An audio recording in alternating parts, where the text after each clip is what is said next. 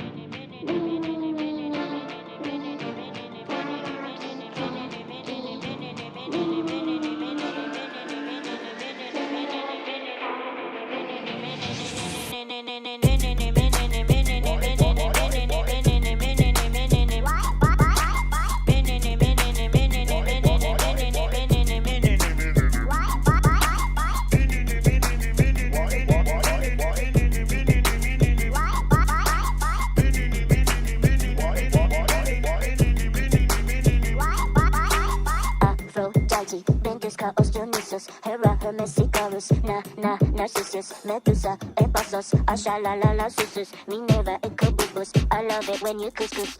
Aphrodite, Bendica, Osteonisus, Hera, Hermes, Icarus, Narcissus, Medusa, Epasos, Ashalalala, Susus, Minerva, Ecobubus. I love it when you couscous.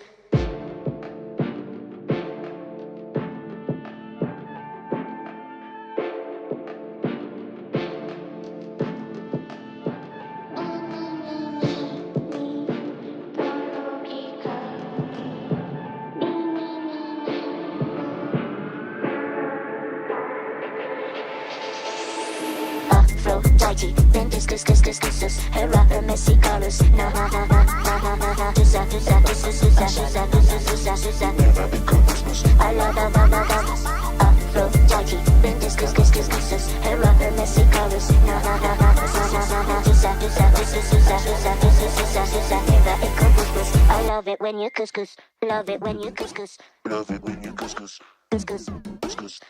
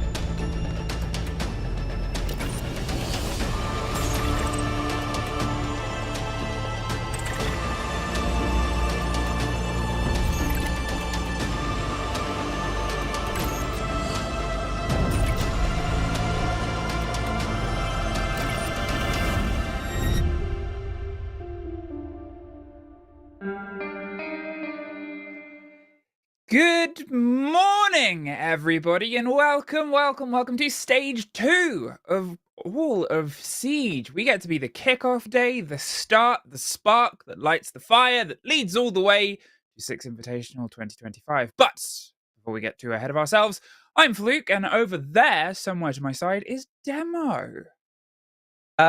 You said good morning. I'll go with afternoon because we're past 12 o'clock.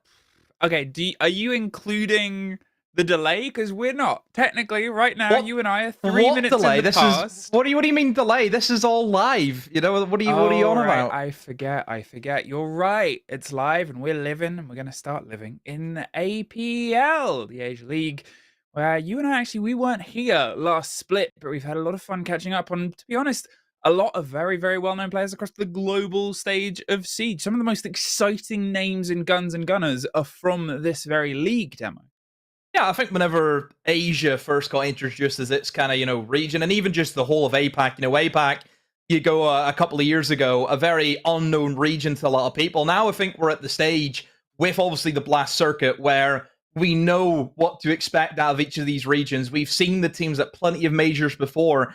We know who the top teams are. We know who the top players are, not just in this league, but even around the world, who I'm sure we'll touch into, because there are quite a few players who have been there, done that, and have played at some of the biggest stages. Well, talking about the stages, let's start with the one we're on and look at the schedule that we've got of the games up ahead of us throughout today. We are going to be opening with Arrival 7 versus Elevate, that import roster, then followed up with Fury versus Latent Dragon, Weibo versus Shark LFO, who used to be Team Orchid, but obviously they are now without an organization, so hopefully they play well. And Soul's Heart versus Daystar will be our final game here. Demo, which of these has your eye the most? I think it has to be Weibo, isn't it? I think unmistakably the best team in this league. I think they've proven that time and time again over just how many number of years have they been, the top team. Have phenomenal players. We know what they expect from that roster. We've seen them on international stages. So yeah, I think you have to always see how the number one team's going to come in and approach their league, I like to say, once again.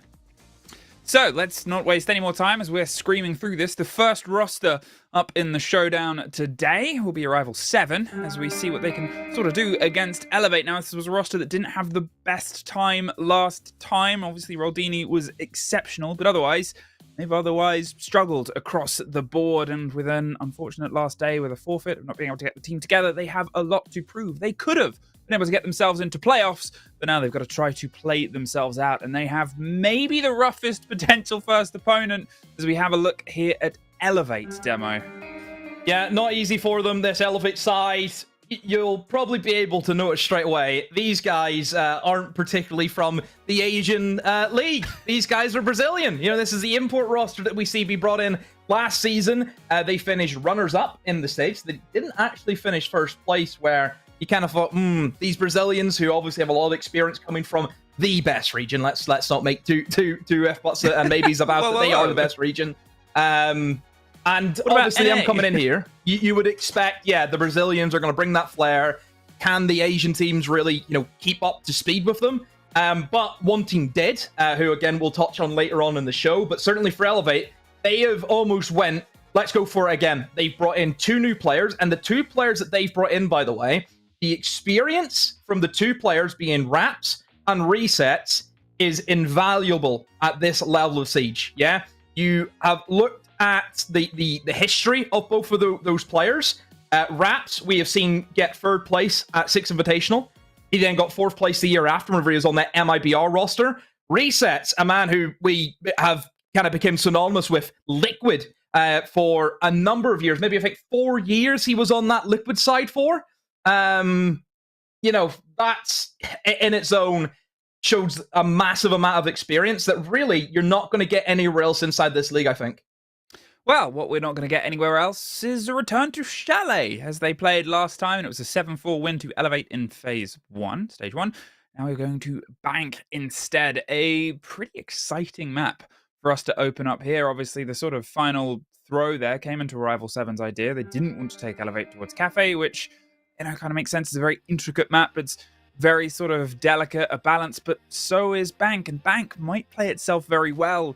Those very experienced roaming guns here from the side of Elevate. But Bank, as an opener, have you got any numbers, any ideas here, Demo, to throw out? Well, if we look at Elevate last stage, they played Bank twice, and it was only in the group portion. They won it once, and they also lost it once. So that's all we've seen from them in terms of Bank. Because playoff, didn't get to see them on it at all. And don't forget, they got all the way right into that grand final, so they did play a decent amount of Siege. And to not see that Bank come in, I think mostly because I think a lot of teams actually banned it against them. Because it is a map that I think Elevate would preference. If you look at their graphs, they always try and get to Bank if they can. So I think Arrival 7 going to Bank here, a little bit risky, just because we know Elevate, they don't ban it, they will play it if they can. Is it brave? Is it foolish? Is it time we kick this off? Now, we'll go through our first bans. If you somehow missed last stage of the new ban system, you get your 2 bans at the beginning, you get another after a couple of rounds, and then it resets halfway through the game, and then returns if you get all the way to OT. But to be honest, the pressure of getting to overtime rests firmly on the shoulders of Arrival 7. Will you give those 2 new Elevate imports a rough welcome to APL, or will Elevate set themselves up for more success? It is worth mentioning, obviously, for how historied the Elevate roster is, the players behind it. They had a bit of a middling performance last time during the league stages, and actually I'm going to ask you to fill out that point in a second. Let's talk the new operator demo in the pockets of Psycho. Yeah, Denari comes in. I've played about him a little bit. He is an operator where you can't really play him just on the fly because the gadget is very, I want to say, delicate to use. You need to know what you're doing. You're going to need to go into a custom game. You're going to need to try out all these different traps that you're going to have and see what works. Mostly because it's all about... Never mind. It's all about being able to... You go to see what works. And it's all about lining up your traps. So it's going to be in a position where nobody can crouch through it. Nobody, you're going to have to try and prone through it if you can. It's all about making sure you just can't crouch straight through it. And also being in a position where the traps are not going to be spotted easily. You're going to have to try and get the enemy team to burn you till that being nades, EMPs, for example, anything that just makes life difficult for them. Do I think he's crazy? No. Do I think he has his options? Certainly he does. The biggest thing about Denari that he has, which is the biggest change that we're going to see is the shotgun changes. A lot of operators lost their sidearm shotguns. You think about Fenrir, you think about Legion. Yep. Those setup operators are gone. Denari gets a shotgun, albeit it's a slug, but still, it will help with the setup to some degree. Wow, beeps removed almost immediately there. Ion just cutting their way through and then cutting their way right back. I'm not sure, we saw a bit of pace coming in towards stock. You can see the Deimos of Labyrinth is just kind of holding on, and there's actually one of those unfortunate stats I was going to drop about this team. But we'll let Psycho get the first Denari kill throughout it, not with the gadget, and it's just a matter of sitting and waiting, and rough start. The entrance game and the stats for Labyrinth and for Pyamon, terrible, unfortunately. They really struggled to get in. They could not find themselves, and it was a sort of split across the whole team. One of the lowest, I think, across anybody. And also the worst deaths traded stat of all APL Arrival 7 had last split. They struggle with these approaches where they come in from multiple different angles and facets. And unfortunately, the same result. Now, with a minute 10 and a whole base minute to attack, as well as the rest of the map still to clear, as Psycho sits happy to serve up some pain inside the kitchen. And there's a bit of pressure on towards the admin side. But again, it's just solo fights here, Demo. Yeah, and eventually that is just going to get yourself killed. That's exactly what's happened to Roldini, who, again, we mentioned was their top performing player. You can see the Denari gadget. I think he jumped in through the window. We get hit by it. You can see that slow effect. It is almost as though you're getting just constantly hit by a clash, which, as we know, again, a very, very strong operator. But just look at the time right now, Flick. I mean, 30 seconds. It's a 2v3. What do you have? You've got the sight hatches, and that's it. That's all they have. And if you drop those sight hatch, you're going to die. And I'm sure there's probably some form of information, maybe a Valkyrie camera, that will help them. I mean, what a bold stray. Goes in with the shotgun, gets one! Oh, couldn't quite find the second. 1 versus 1 resets. That new pickup, that historied player in a 10-second do-or-die 1 versus 1. Now, there's only 8 bullets in that gun gallet to go to the secondary and resets. Locks it in. That was so much closer than a 3 versus 2. 20 seconds, just blind drop onto the hatch has any right to be. But Elevate push it over the line. The fire extinguisher actually playing against the defense there. I'm surprised that a lot of teams don't shoot that. Because I know from experience playing kind of in that red hall, it's all well and good saying, oh, I can cover the red drop. But whenever the fire extinguisher goes off, it's very, very difficult. And you can see that the demos use that to his advantage. Straight away, what I've noticed by Elevate is that they understand the map very, very well. You think about their bans. They've went Ace, they've went Habana. That's the 2 ranged hard breachers gone. Obviously, one of them is going to help a lot whenever it comes to hatch, that being Habana. So you can see that they've went for the roam game. They've reinforced the top 4 hatches. They've wanted to really stretch those attackers as much as they can, knowing that they're going to be semi-safe, because really it's only tin openers that teams are going to bring based on the bans. You're not going to flood in a Thermite. And obviously you're not going to bring the Maverick in. So knowing what your opponent has to bring, you can then set up your strategy based on that. And you can see the open area hold works really, really well for that. Overall, I think you've kind of pointed about Arrival 7. Just 1 by 1 by 1. No real team play, no 3-2-1. Let's hit these roamers. They just kind of moved about the map in hopes that they would find picks. And that's not going to work. You know, like we mentioned, this Elevate team, the experience that they have, the players that they have, this would be a team, in my eyes, that would be pretty good inside of their own region. You know, you actually think this is the team that you would see in Brazil, would you not? Well, there's a bit of revenge. Immediately. Flicking it back, I said they struggle to get the trades on their deaths, maybe on their own the next time round. Ion obviously went for some sort of peak, died for 20 seconds, gone in the round. Now we'll have to sit out and watch the rest from range. Arrival 7. They get themselves off to a bit more of a new start here. Can they try and double it down? Now they have this man advantage. They have to do what we just both talked about. Play together, play as a bit of a sharper team. So, with that, the first thread might come through here. Psycho's trying to just read the intel, pass it all on. Jump round the corner, but it's Roldini that gets wraps, and suddenly a 5 versus 3. They've got to sort of get a must-win fight here as the Mirror pushes their way back in towards the site, tries to double down. They're actually going to pull away. It's the right move here, Arrival 7. A minute 40. Do not give them this body advantage, but do give them a gift from the bottom of the stairs. And as Labyrinth gets Psycho, as the Rowra door shuts, there's suddenly a 3 versus 1. Oh, there's a double to make it 3 for the round for resets. They were the last standing last time round. And now they've got to try. And what an opener, the ace clutch to pull this round back into their favor. If there was ever a moment to talk about, you have to play together, this is it. But the positions here of Peeps and Roldini, they have time. Oh, they don't have another player. Resets, barely any health, and a single player left to try to cut through. Buck, will we be seeing the opening ace of this stage on only the second round played? Some shots over the wrong side of the bow. Look at the position that he's taken. He's trying to get it as narrow as possible. They're threading, they're rotating, the hot pings are coming through. They've got the door, they can ring around the rosies. The more time that ticks away only works in the favor here of resets. Massively experienced, massively historied. And this could be the most massive start of all. Peeps, what are you doing? Where are you going? What do you expect other than the right position, but not quite the right connection? Only 10 seconds left to connect with the final fight, but it's resets for the ace. Hello, mate. Welcome to the APL.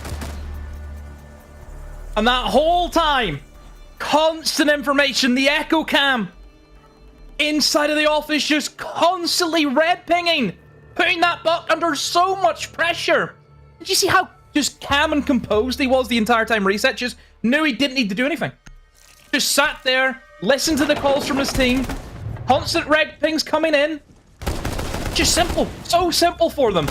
Arrival 7 have just... They've almost... I want to say they've rushed things. They kind of rush things at the start to get those opening picks. And then they just kept it going. Whereas whenever it got to almost a 2v4, they almost should have said, right, everyone stop.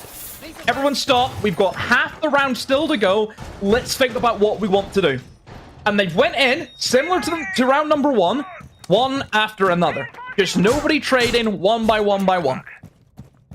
Even if you look at that 1v2 that Resets was in, one guy in the window, the other guy in square. Yeah? That guy in the windows should not be peeking at all. All he should be doing is telling him, okay, I can hold this angle, I can hold this cross, whatever it is. You get the diffuser, come in and plant, I'll cover you in the window. That guy just blindly, I don't want to say swinging, but just sat looking into Trump to give Resets that pick. That's what's done it for them. Then you leave that buck in such a tough position. Obviously, Resets a player of massive history on a roster of massive history, but as I said before, they didn't quite have the sharpest play round. Last time they were in this league, they didn't get themselves into the top two, and yeah, they eventually got into the final, and they did it via the upper bracket, but they didn't push it over the line, which most people expected at this sort of point. And now they have this introduction. Now they have a player who can do things like that. I mean, it just sort of sets them up to, unfortunately, another level if you are the other teams within this league. 2-0. Elevate, and really in their own ways closer than they should have been. Arrival 7, they're knocking on the door of success, but those kind of rounds, they're only going to take the confidence away. There is that traded entrance game. Once again, back and forth. Ion now, though. They're 2-1 up on it. And oh, it looks like it might be something short and sharp and fast here. Straight in, straight across, and straight out immediately. They do get Ion at the same time, but it's the swing round. Look at the bodies down and dead. Knocked out a team kill amongst the Capital Bolt, but I think the player was down anyway. And with 2 pickups, unfortunately, failure to launch. Yeah. So obvious what they were going to go for. I mean, they have went for no map control. They've opened up that very common angle into electrical. Yeah. What can you say apart from Rival 7 just not doing enough? Bit of a lazy round, I think. You know, just only trying to rush in through the double door whenever you know that a player is inside a tellers. I mean, the thing is, see if you're going for that take, which is a take I like to see. See Shields walking in through that kitchen doorway, and then you can just walk your way through and plant behind the bomb, which is, again, a bit of a blind spot plant. That's the push I would recommend. That's the push I like to go for. However, you cannot go for that push unless you have square control and have tellers and archives control as well. Yeah? So they're missing simple steps. It's okay going for that, but you need to do more than just what they've done. So a timeout called, obviously, quite early on, but we you know, we've got into a habit of this after the second round, after the third round, timeouts with how it plays in towards the ban system. Maybe that was my conspiracy theory I pushed for a while. I don't know if anyone's actually asked the pros if that's why it's happened. See, whenever you said conspiracy theory, just in my head it just went da-da-da-dun. Don't know, just the music went off my head. I don't know why. Yeah, it's my conspiracy theory. Da-da-da-dun. And that's how it sort of plays out here. But it's also, think about how these rounds have gone. Rival 7, they need a reset, right? Because on the back of a tight round, fine, you can build in the momentum. Then you lose what was at one point, what, a 4 versus 2, 4 versus 1 to an ace clutch. Horrible. There's nothing that could be worse for a team mental than that sort of play out, especially when you had what was about a minute 10 left to get it locked in. Then that round happens, which is a rush that entirely falls away. I couldn't think of a better recipe for, oh no, momentum's gone. Yeah. And you've got to just take a moment. So let's hope that the timeout has helped them, because they're going to need a bit of help. Because I just feel as though you're almost on a very, very steep cliff right now for Arrival 7.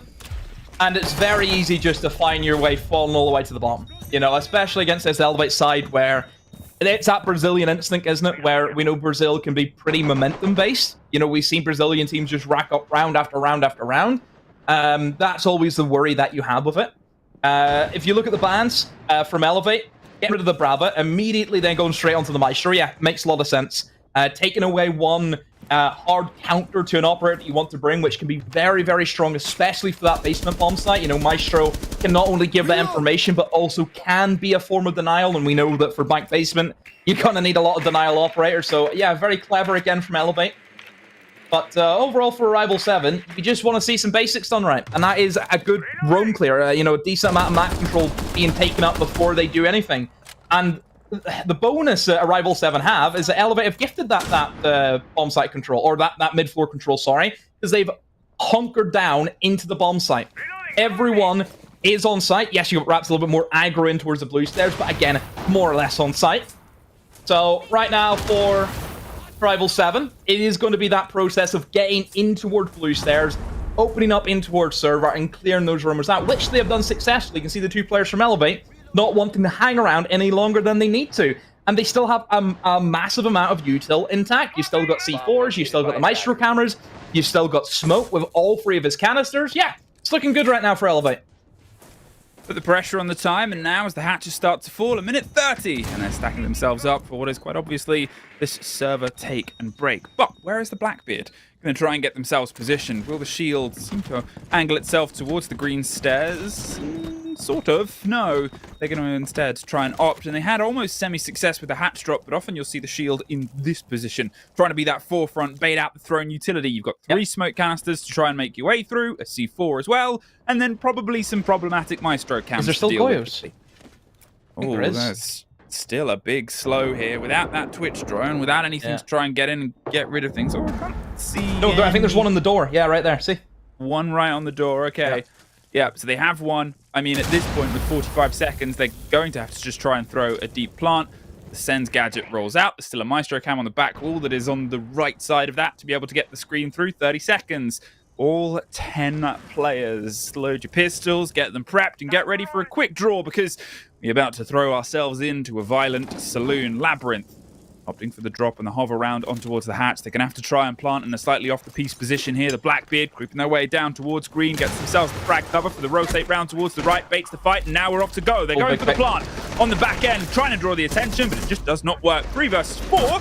As a trade out comes the other side, but with only 10 seconds and a bit of a skerfuffle inside the site itself. The post-plant 2 versus 1. Oh, what a catch, but he came off the plant, and it's still Roldini, that man who rolled through them last season, is able to get Arrival 7 their first round. Yeah, great decision there from Arrival 7. I think they knew that they didn't have enough time just to try and go for the default plant. There was, maybe 25 seconds left there by the time that Goyo canister had disappeared. But then you still had to wade through the smoke canisters, yeah? They couldn't plant default, they couldn't walk in through server. They had to almost deal with that smoke. And dealing with that smoke is very difficult, because as we know, the position of smoke is going to be pretty safe. You know, he can just sit inside of the other bomb site, can long arm his smoke grenades into CC. So you need to try and make him feel uncomfortable. And how they did that was pushing down main stairs, yeah? Main stairs push comes in with the Blackbeard, who we know is great at taking those, you know, upfront engagements. You put pressure on the smoke, they downed him almost immediately. And once that smoke is off the table, that then allows everyone else to start flooding in through server. You can safely drop the hatch, and they just won their engagements. That Deimos shotgun is working really well in that basement. You know, you're always going to be up close and personal with people in that bomb site. So the shotgun helps them massively just to win 1 or 2 engagements. And then obviously the Blackbeard, just still such a strong operator in the current meta. Yes, they may have changed him a little bit, but I just don't see... I don't see the change there. I don't think there's a massive drop-off from what they've done to him. Sure, he maybe can't repel in as fast. Maybe he can't use his gadget with the breaching charge as much, but still, very, very strong. And the reason why, those nades, Fluke. See, if they got rid of the nades, I think we'd see less and less Blackbeard. But the fact that he is almost like a one-man wrecking crew, where he can clear away barbed wire, clear away any traps for himself, and he just walk down and get fights. Yeah, that's what makes him so strong, and that's what we see. Yeah, he might display a wing when he throws a grenade, but it is still a grenade, and they're pretty dang good. Here, we had obviously a massive showing last time round, and resets since then has kept himself pretty keen on 7-1 across the split so far, but Arrival 7, can they try and just find a pocket, a place to play? Beeps might be in a little bit more danger sooner rather than later with Ion not too far away. Obviously, they were a very early removal when we were on this site a couple of rounds ago. And here, they've been able to play their life a lot longer. It seems like Elevate want to try and elongate the opening parts of rounds. Give a little bit less time for Rival 7 to operate in and amongst. There's the quick play of the buck behind and almost gets the head of Raps, but there's Ion on the rotate I talked about before. They were unaware, and unfortunately, that is going to be them falling victim too. They've pushed their way in now. The Glaz knocking on the door. This was how they made their entrance last time, and it netted them pretty good results until they lost to a double. So at this time, you assume Elevate are a bit more aware and keen on it. They're putting the fire through. Raps is obviously hurt, but I mean, you don't need to have a lot of blood to pull that off. Gallant does get one on the far side, and there's Gallant for a second. Thread the needle with a minute on. A 3 versus 3. Ion, though, trying to come his way up around the back stairs. It's been pinged. It's been called, and he looked Epic. in the wrong place. Sprayed across. 1 versus 3. And unfortunately, with Roldini gone, they're just going to head up to the roof, I think. And yeah, they could try and take out Ion here, get them from the cross angle, but a single roamer, a single flanker being in those singular positions that can pull them apart, it's cost them massively. And you see Ion now falling back, pulling himself away. Yeah, wow. What a round. Yeah, big round for him. And another thing just to know, I think you have to mention Psycho on the Echo. The Echo was actually down during the start, the first kind of opening minute. Was downstairs scouting out archives and tellers and lobby. He was down droning for that Mozzie saying, okay, nobody's in archives and tellers. You can just walk in and kill that buck. And you see, that's exactly what he did. He knew nobody was going to be holding him. All of that was checked by Psycho. Simple kill. It was so obvious. Again, I just feel as though that the pushes that a Rival 7 are going for, just, you can see it coming from a mile off. If the buck is downstairs in an open area of all places, bucking the guys inside of Janitor, what do you think they're going to do? Why would they be trying to remove a player inside of Janitor? Why would they do that? Because they want to go Janitor. You know, they're making it so obvious what they're going to do. And Elevate, they played the game, as I like to say. They played the game. They've been there, they've done that. They know the takes. But still, Elevate, I have to give credit to them. I think the team play has been very, very impressive from them. You know, everyone seems to be in sync. Somebody's making a call, somebody's following up on it. Honestly, great showing from Elevate here today. Now, we'll see how it progresses. The 4 versus 1, Denali is back onto the board as well. Will they get themselves more of a sort of netted position? Every single time I want to say Denali, do you know what I think of? What? I think of Pitbull saying, Dale! What are you doing? I don't know why, but I had to get that out. Well, look at that triangle. I had to just show some appreciation for Mr. Worldwide. This is why we do Pythagoras' theorem, guys. Who would have thought that it's in Siege now? You see that? Look at that. That's a right angle triangle if I've ever seen one. Oh, what a look at that. Someone put up the protractor. Someone get that we work measured. out the degree. Our observer, Sky, what is the degree of that triangle? Well, you don't know, do you? If you don't know. If you fail, you get fired. I'm really sorry. You're sacked. We just won't have an observer for the next 6 rounds. No, it's great. You know when your teachers would always tell you, they were like, you'll use this. Who would have thought, eh? Who would have thought? Ooh, they know the fight is coming, and there goes the first. Gallant gets themselves that opener. Gets themselves off to a bit of a start here. Not always the first part of the confrontation stemp there for the side of Elevate, but that's such a ranked engagement as well. No info. Both the players didn't know he was in. They didn't know he was there. Just blatant ranked engagement, that. Plays that into their favor. Monty trying to make their way here down on towards the middle of the white stairs. This is one of the things that we haven't really seen a bit from Elevate, which you sort of talked about, is before they're sort of prophesizing what they're doing, they're being very obvious. Multiple different strikes here, and ooh, we're about to have another scrappy fight. They're aware. There's a call. They're out of there. They're not sticking around. Oh, he's going. Oh, just keep swinging. Just keep swinging. Listening to Dory.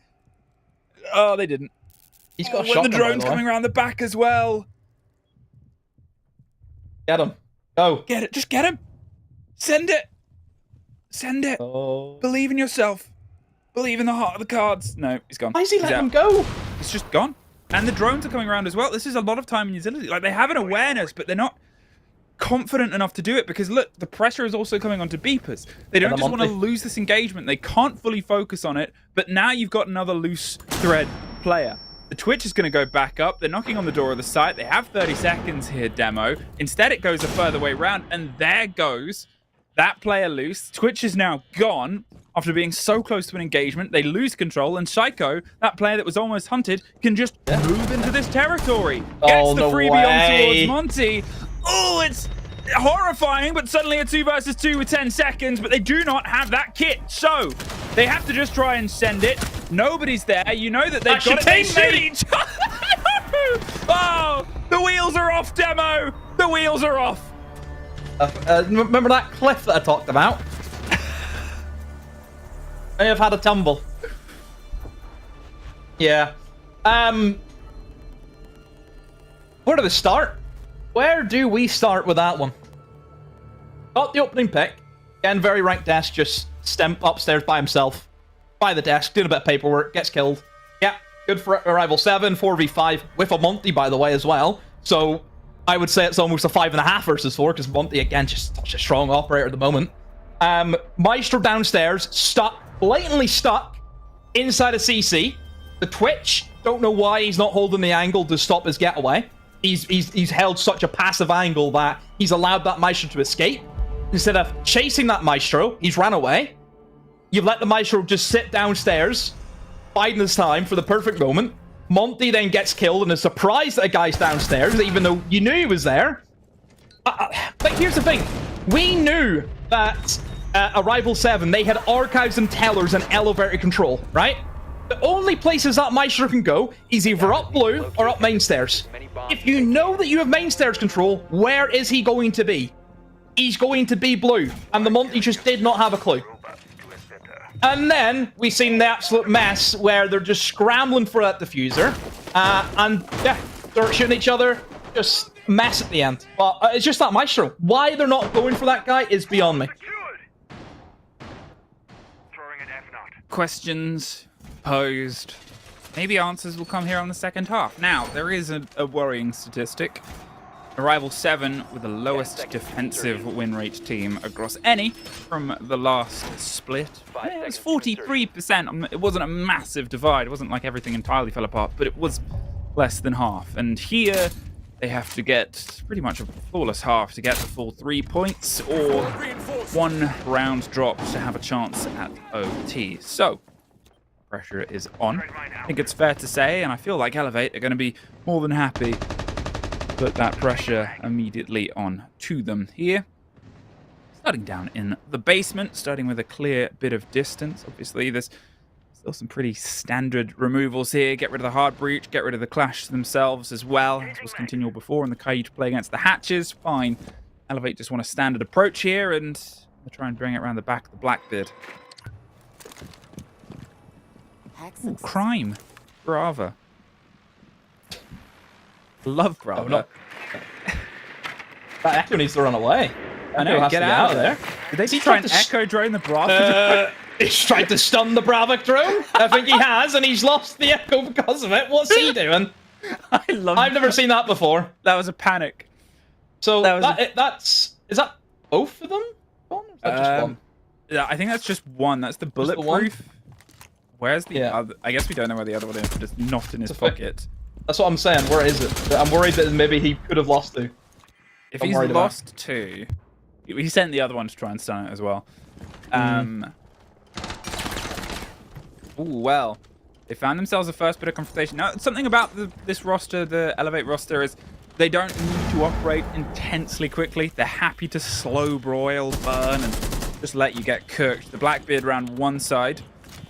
The Archive stack is about to find themselves toe-to-toe with the Mozzie and loses it out. Roldini can't get the second, though. Ion was in position to at least trade that out, and now there's even more pressure coming across, so the Echo is just going to get out of there. Here comes another Kludge drone. They've obviously got the full control on towards Garage. They've got themselves a multifaceted push here, and they're about to maybe have the push right back. Last minute. reveal of a position is going to force them back further on. They don't want this fight yet. They need pressure to come elsewhere, and it's a very long rotate, so they have to kind of go from garage unless they're doing it with only 5 seconds left. So there is that other Echo drone demo. Yeah, the other Echo, I think, was in lobby the entire time. They're going to have to go for hatch drop into main stairs. They have the guy in garage, which is pretty big, because that'll cut down a lot of the rotations, but it's going to be a mad dash here to the finish. I mean, what a great moment to get a reveal. The 2 players, there's one gone, instantly put into a kill box here, but they're just going to try and flood the rest of the pressure. Elevate. I said they can sometimes operate slow, but now they've got to go a bit quick. There's 2 for them, 15 seconds though, and with just Labyrinth stood up, the sort of needed spray across, but there's the kick cold, 9 seconds. Now they're going to try and plant around the opposite side. It's a single piece of cover. They know exactly where the Deimos is, but it's a 1 versus 1 that Ion wins out. Not a lot of time left, and oh, that was a bit of a slippy plant position there as well. If he'd have known. Reinforced wall. I think it was okay. Yeah. I saw the reinforce at the very end there. Right. Ignore my excitement. Roll it back 10 seconds. Oh, he's planning behind a reinforce. I mean, he's safe.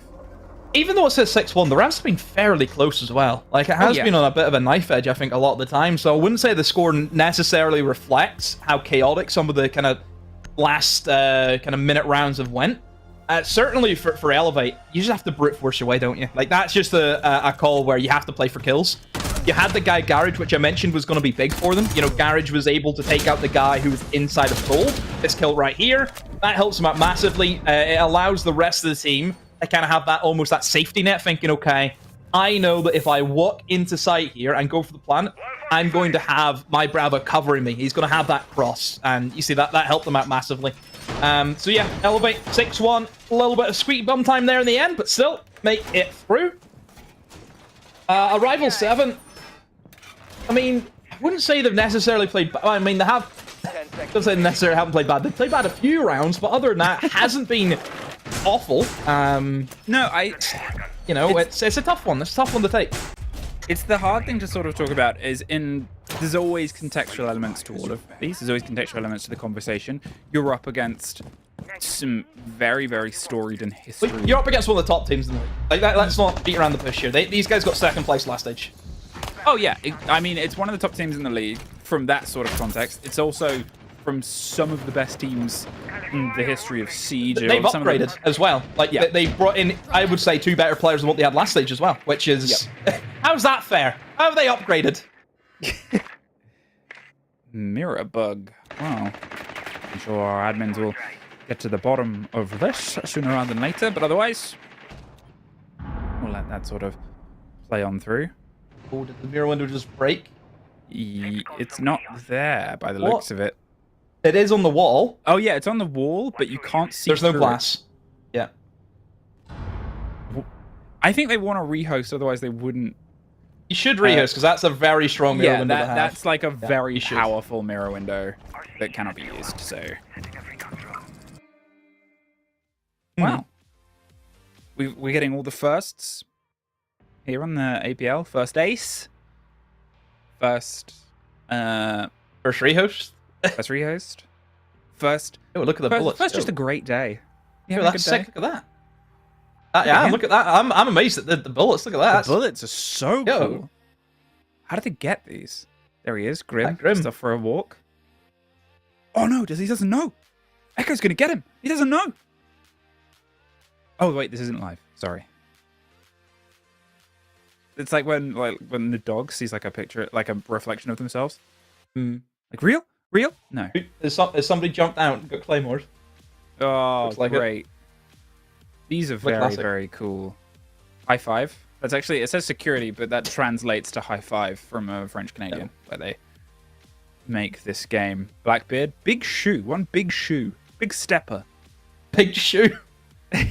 One of his shoes looks a lot bigger than the other shoe. Oh, he's fallen over. Oh, his guns have, he's got ghosts. Oh, that's what he's got. Using the troll gun. Got by the ghosts. To be fair, that gun actually could be quite good now as well, because everyone's lost their shotguns. Well, we've also lost us. We're going to go to a quick break before we're back, so we'll see you in just a moment.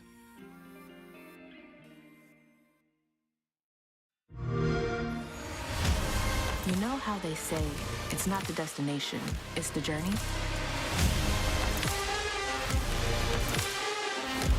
The journey of 1,000 miles begins with a single step. And you know what? They're right.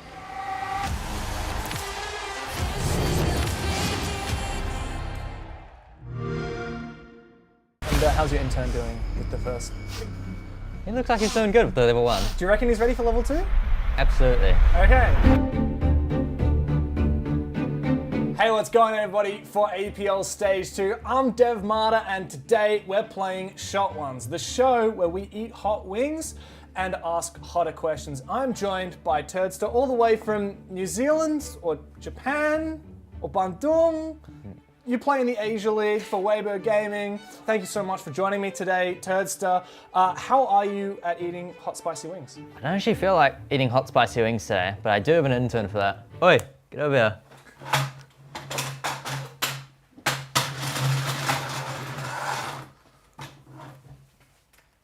It's my intern. Well, I hope he's good at eating hot spicy wings.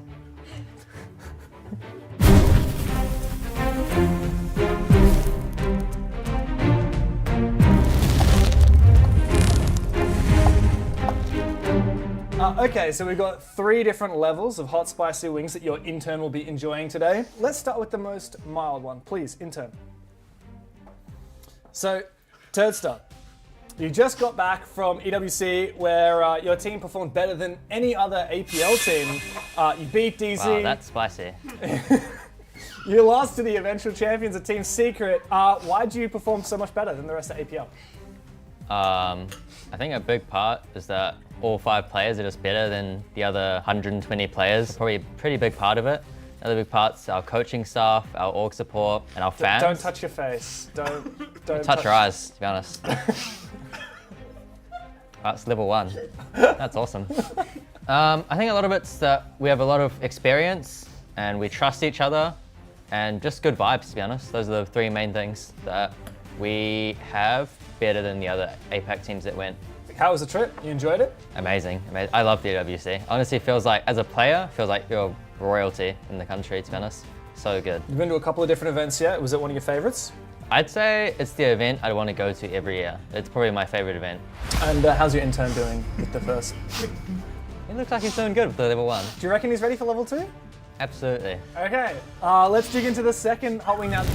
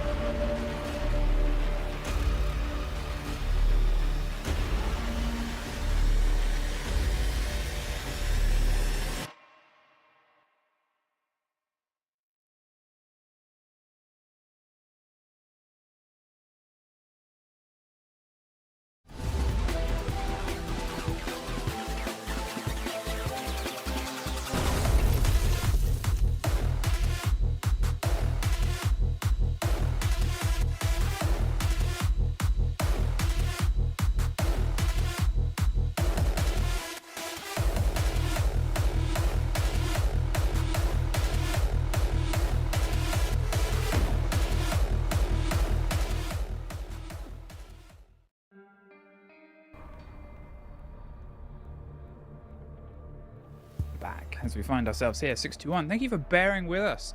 as we got some legally distinct content demo. Yeah, there was a bald man that wasn't Tim for a change, which I think is a nice change of pace that we need in the scene. I mean, I like that there are bald Aussies in Rob. Yeah. But Dev was like, I want to wear your lifestyle for a moment. I want a Pitbull. We talk about Pitbull and Pitbull. I don't get appears. why he didn't save it all off. He should have. Okay. I think Rob is slacking because I know that he probably helped organize that content, if not got involved in some manner. You should have Surely we could do a fundraiser. shaved him. Shave the If boy. we do a fundraiser, like Dev Martin, name a price. Fundraiser. I wonder. Okay, cheapest to most expensive talent to shave their heads. Tim, free. Rob, free. Tim would pay us to shave his head. Tim would pay us just free haircut. That's exactly how I get this all the time, guys. I'll pay you, don't worry. Most expensive talent, I think, to shave their head. I mean, Parker's done it once before. So Parker's done it, but he said he would never do it again. He said he would never do it again. I think I think if you said do it or you're a coward, I think he'd be like, he would pull that face that he does, and then he would do it. I think Gabe or Davide. I couldn't imagine Davide being. Oh, Fox, yeah, Fox would be, because that Davide hair is his. That would have might be the best thing he owns is that hair. Yeah. Anyway, there's the quick breakdown of some. If you wanted to shave talent, who we think would be more game, and who is more game in this game. Well, we're currently cooking our way through. Now, Elevate, they are 6-1 up, obviously a rehost, but based on the performance, it's been closer than you would otherwise think on a 6-1 score. Really a couple of silly moments from Arrival 7. I've taken things out of their sails, but still, do I think they're going to win the map? Probably not. Do I think they could get a couple of rounds? Yeah, of course I do. I think they're not a million miles away. Be down though to Reset, who before the score was reset was sitting I think around 8-1, 7-1 or something pretty phenomenal like that. So break comes round, are pretty still standing. It's an early bit of pressure here. They've got eyes on towards the janitor position, just slip on by the mirror window. This should get rid of a nice bit of this pocket of safety. There it is. That gets the Jan wall as well. There was nothing to slow that down, and this makes this very tricky to play in this position now. Well, there are only really nades that he has to be worried about, because there's no Capitao being brought in, for example, which would make his life pretty difficult. But you can see the idea from Elevate. It's starting to open up these walls, make it so these players are going to be feeling uncomfortable, and that's kind of what's happening right now for the Warden, but he's double dipped. He's running for the second swing, and that's an easy one for Ion, and that essentially is going to give them janitor control now. Well, they lose the control on the other side, and then Raps gets one right back. So it's sort of turned into a bit of a 50-50 split here with a big empty space in the middle. As they move their way up towards Stock, they've got the cross, they've got themselves the breach in on towards the site as well. Now Raps, will he try the plant? Or do they think they can try and pull another fight out first? They seem a little bit unsure. They need control of the corridor and pressure on towards the elevators before they feel truly confident enough. Saw a bit of a ponytail, but can't quite get the trace of the bullets to land. This aggressive position is going to net them one result. There's Ion with the cross, and this could be all that she wrote. All down. Gallup, who before I don't believe was doing massively well. Had himself about an even split, but he's going to have to try and find two more and a defuse within time to get this one locked out. One more pop up and Elevate. Put this one to bed. A 7-1 opener here, Demo. Yeah, and you can see that's honestly, that round kind of sums up the differences between both the teams, yeah? We had seen obviously Aerial 7 in that position before, where they're having that advantage, they have that lead, and then they rush things. You look at Elevate that time. They slowed it down, didn't they? They took a bit of time, they figured out what they wanted to do, they went in, they got that defuse down, and then from there, it's so easy for them just to deny Arrival 7. Like, Arrival 7, once that diffuser is down, that is a big open bomb site, and you just can't do anything against it. Well, as that is now done and put down, we will move it on over towards a break before we're back with the next game of the day. On display, 1, 2, 3 a day. I'm on my way, on my way. tiptoes, watching my diamond afterglow. I know you wanna take me home. I'm on my way, on my way. OMW, on my way to you. Good at what I do. I'm OMW, OMW, on my way to you. Good at what I do. I'm OMW.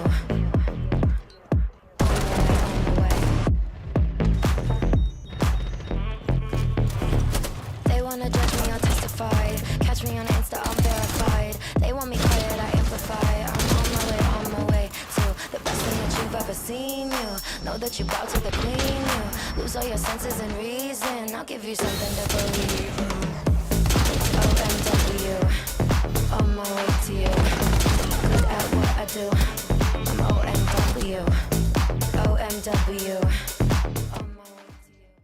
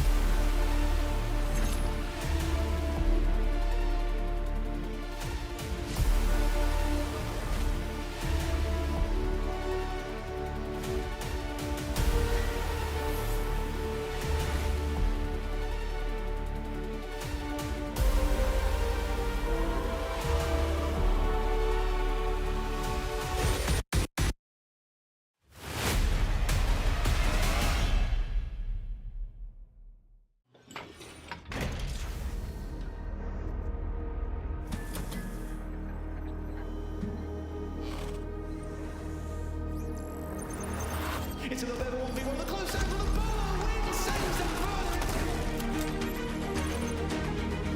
Holy, what is going on? He left that one out. 2-on-1. We're going to see. Oh, yeah! Se effettivo, il 20 tempo da mai salutiera. Prioritization.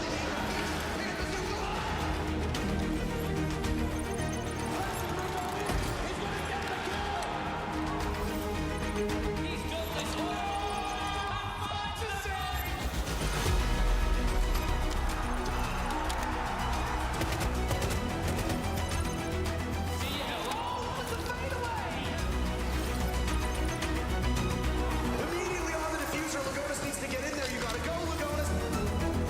Why are you not looking?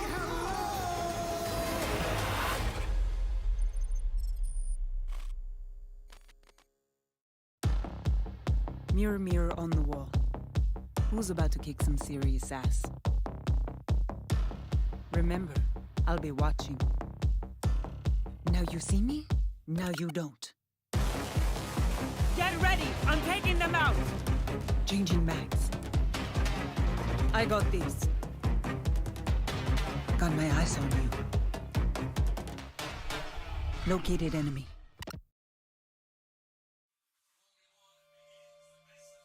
As I was saying, we have to look at what's ahead of us now and not worry too much about Wait, the did you past. see that?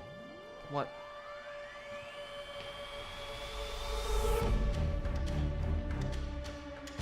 Wait, what is this doing here? Whoa! What the hell is going on? Guys, we need to go. Jess, what are you doing here? We need to go now.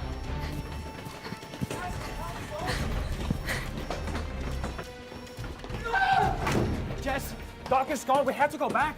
There's no time. There's really no time. Can't take this anymore. I'm tired. He's our head coach. I have to go save him. You're already dead.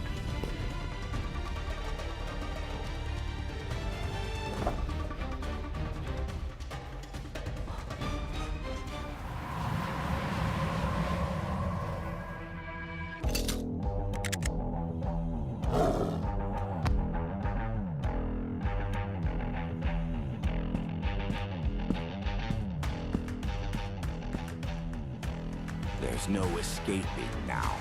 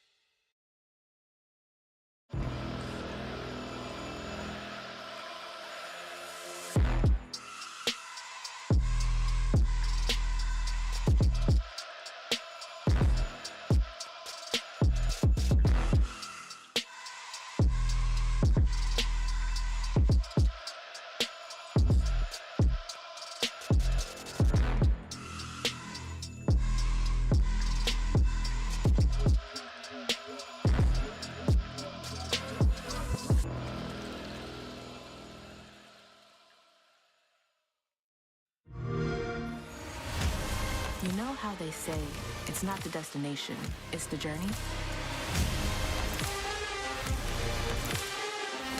And the journey of 1,000 miles begins with a single step. And you know what? They're right.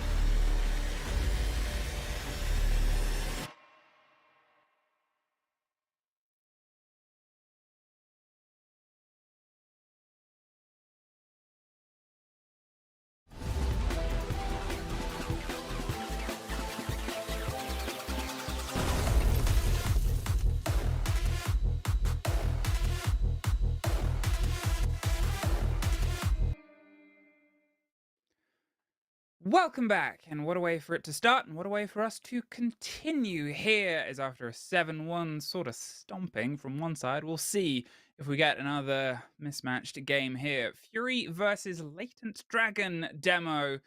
And we're off to maybe another strong start, or do you think Latent Dragon can finally awaken?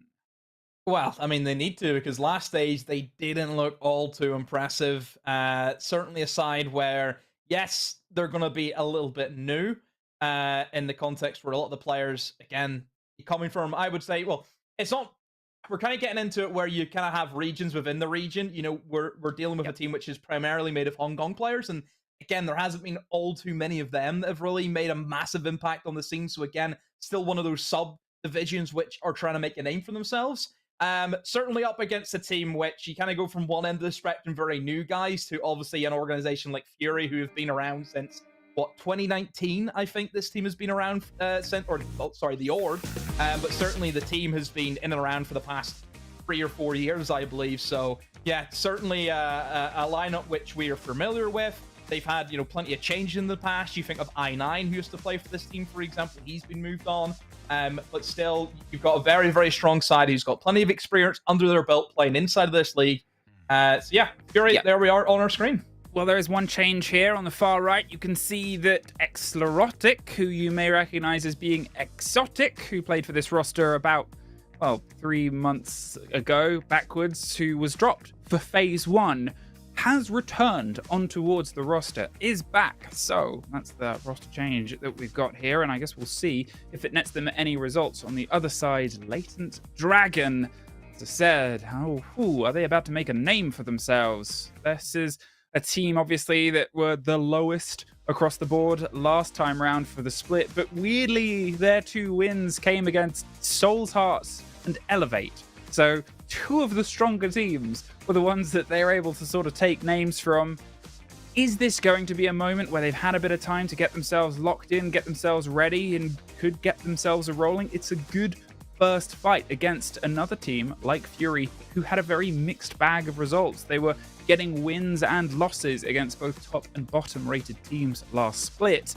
Could be a strong start potential, and last time was a 7-1 on border for the side of Fury demo. Mm-hmm. Yeah, Fury are a tough team in the league. It's going to be tough enough, I think, for Latent Dragons to go up against them. Fury, I think, obviously have something to prove, because from their standards, where in this league, I always viewed Fury as kind of like that second team just behind Weibo. So I think for Fury, they need to try and get themselves, back up to the standard of where that team wants to be. Don't forget, they were SI, not obviously this year, but the year before. I think they were SI 24, weren't they? So, again, a team which has a lot of experience, and you expect more from them, don't you?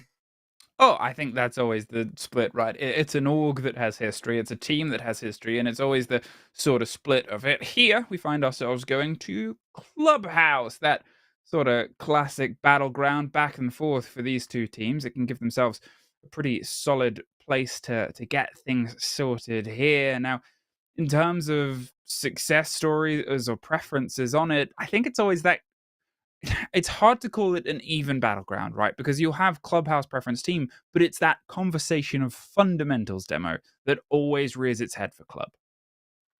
Yeah, obviously fundamentals are something that you have to look at, and usually it's the better team will just win Clubhouse outright. For Fury, this is a map which they only played the once last stage, and they did win it against Elevate, and that was in their first playoff game.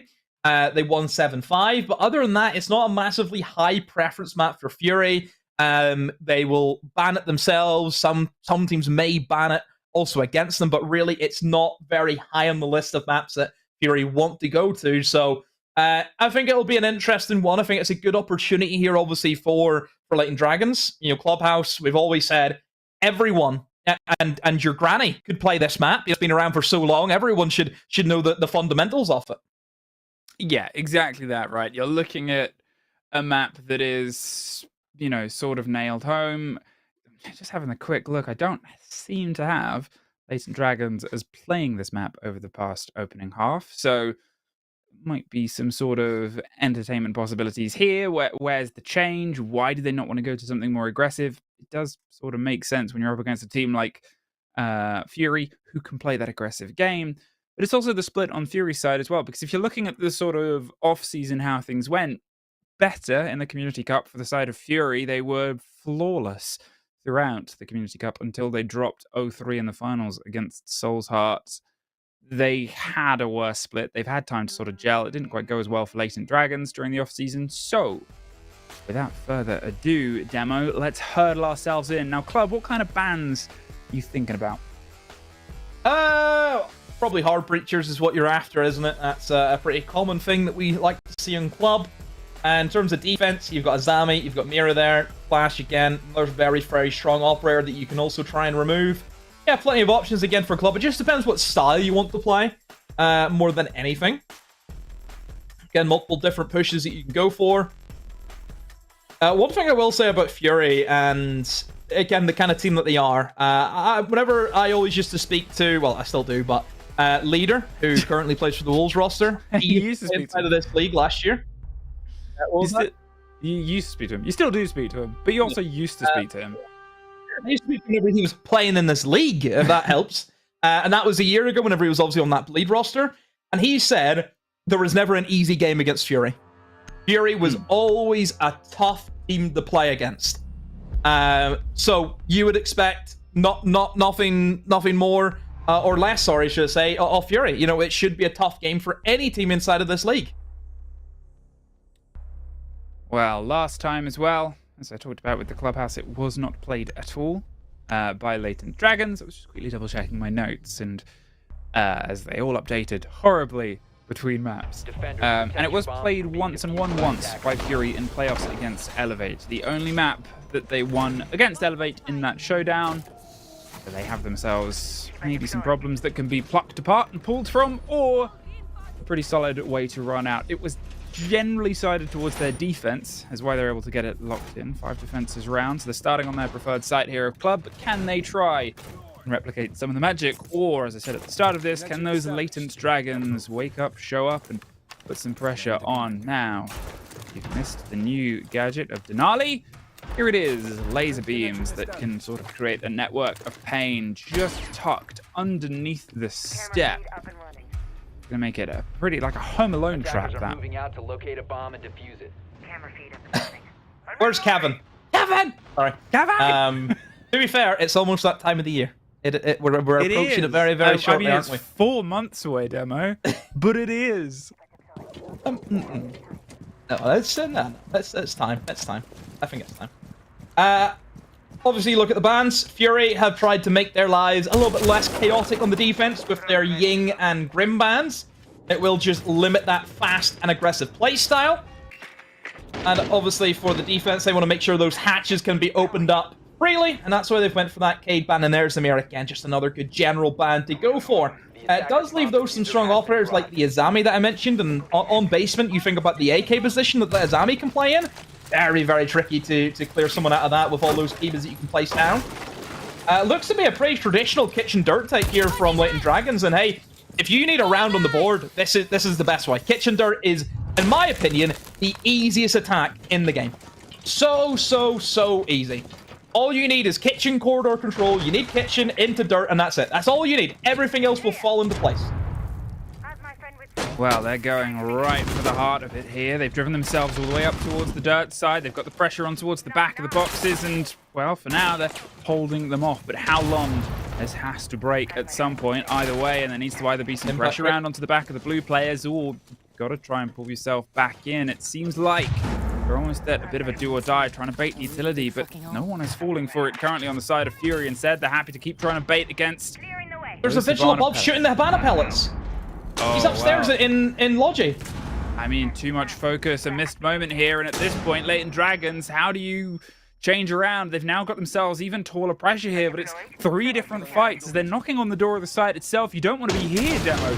Slowing down the roll, hits a leg, and KZB loses a shin, but so does BG Man, and that is down on the site themselves. The Azami is under their own bit of pressure. It is 3 stories of pain, and none of them can really be winners yet. There goes the first kill right above, but there goes the trade back immediately. The C4 on towards dirt. As I said, it's a fight of attrition, and there's Crit J from above. Still putting the pressure on. You knew he was there, and you still tried to send it. I mean, At this point, they hoped there would be a distraction, but amongst the pressure, amongst the chaos, it seems Fury still have just that hook on the sort of feasibility of the hold here, and they are reeling them in either side of the box. There goes K3. And they... Oh, it was the Home Alone! Kevin! That's the first Denali kill. Down goes Marv. Down goes Marv. Tarantula on the face. Oh, boy. Right. It is frustrating to see because the attack, like I mentioned, Kitchen Dirt is so simple, right? Yes, there is a guy upstairs in Logi. That may happen. But that is something that you should be able to deal with so easily, yeah? That Logi is one way in, one way out. How nobody has fought to cut this guy off is beyond me. They're sitting there trying to work kitchen vertical, trying to work kitchen hatch, while there is a guy above them with a massive hole in the ceiling. And nobody has addressed that. And even more so, the Buck has then just left. He didn't want to deal with it. He thought, I'm not dealing with that. And then his teammate is still dancing underneath him and dies. It makes no sense what we've just seen.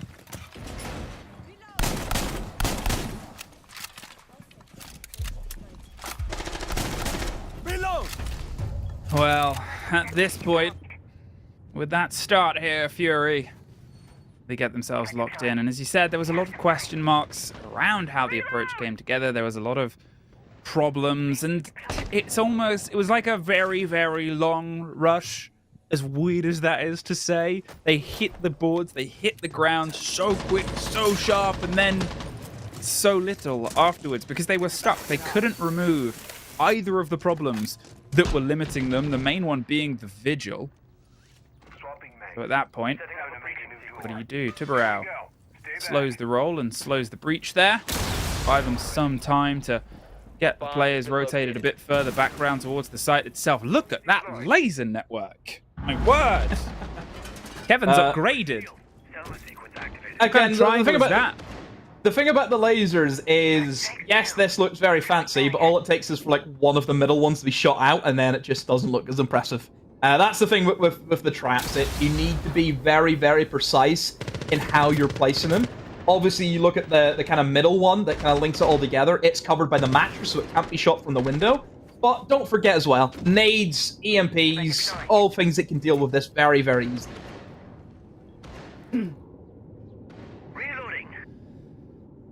Well, it's got to be an awareness to deal with it, I think. We obviously saw the first catch from the first round. And that's that sort of split round here as they're trying to angle themselves for a bit more pressure. Smash the door down and smash through the players as well. There's two for KZB either side. Swings their ray round, and that's a sudden steal of pressure here. Fury dropped the focus, dropped the position, and tried to slip their way round. Somehow won that out on towards the hatch. Really shouldn't have been theirs, but there's that opening kill for the returning player, Exolotic.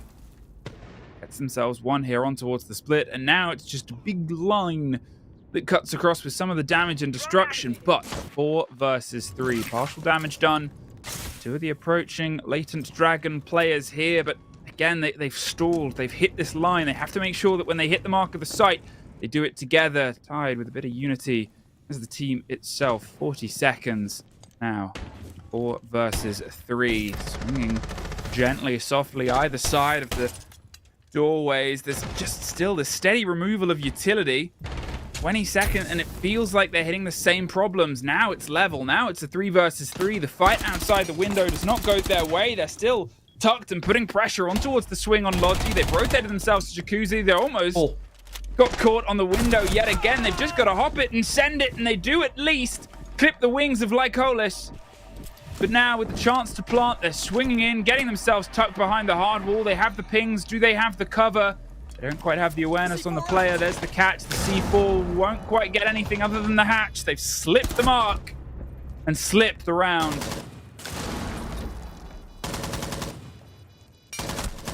Just about getting over the line there, but plenty of pressure in the windows, good cover. Another thing you might have noticed is the ace repelling on that window and swinging in. I almost feel like a teacher. Can anyone in the class tell me why he's done that? Does anyone know? Let me know in the chat. Why do we think he's done that?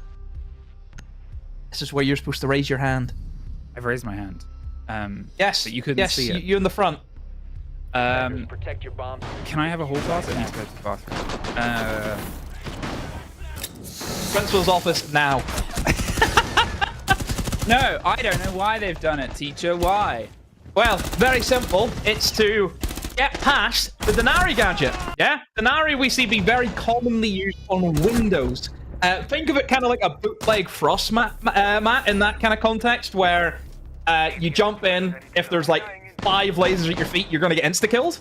Whereas if you swing in past it, you're going to bypass the laser. Because as we know, if you swing in through the rappel, there is kind of like a meter that you don't touch the ground.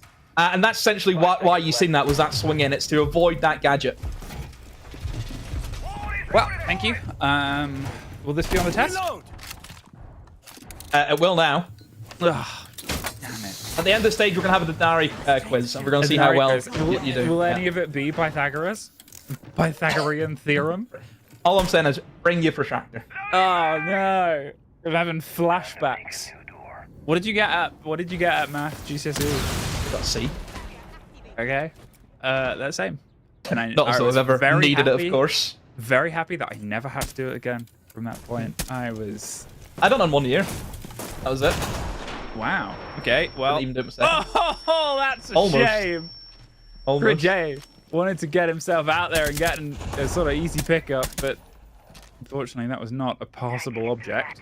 See, castle as well. I feel sorry for the castle mains out there, because no ACOG anymore as well. A lot of operators lost their sights, and obviously castle, it's not the greatest of guns to begin with. And certainly not having that ACOG is gonna... I think just, it's almost like the comfortability of playing that operator without the ACOG. It's a little bit more tedious now, isn't it? One apiece here. And at this point, it's still slow burns. Fury, they've sort of had mixed results, but this is the slowest approach. I think it's fair to say it was a very sudden strike on towards Logi in the previous round, and this time the pressure comes here. Monty charges and screams their way up right against the Azami. The pressure from the fire bolts. It's perfectly traded, but they didn't count for the player down below, and they have come out so much worse, Demo. Yes, they got one, but look what was lost. Oh, all of the util and the Monty is now gone. It's a Thatcher and Thermite to see if they can make it through this. But how Dark has slipped his way in to Garage is... Again, you have to put question marks up against Latent Dragons. How have they allowed that to happen? And this is essentially the round done. You know, a 2v4 at this stage, no map control whatsoever. All you have is the main breach open. Gonna have to be a monumental toss away here for Fury, but you just don't see that happening. And again, even Dark, he's done his job. He can play his life, waste more time if he can. He's doing that. Oh, whoa, almost Crit J gets taken out, but still. Dark's just here eating up so much more time. Finally, he goes down, but 30 seconds left. You've still got Smoke that you have to try and go against as well. Yeah, not fun. Steady push on towards the top, but at this point, as you said, is it too little, too late? 20 seconds.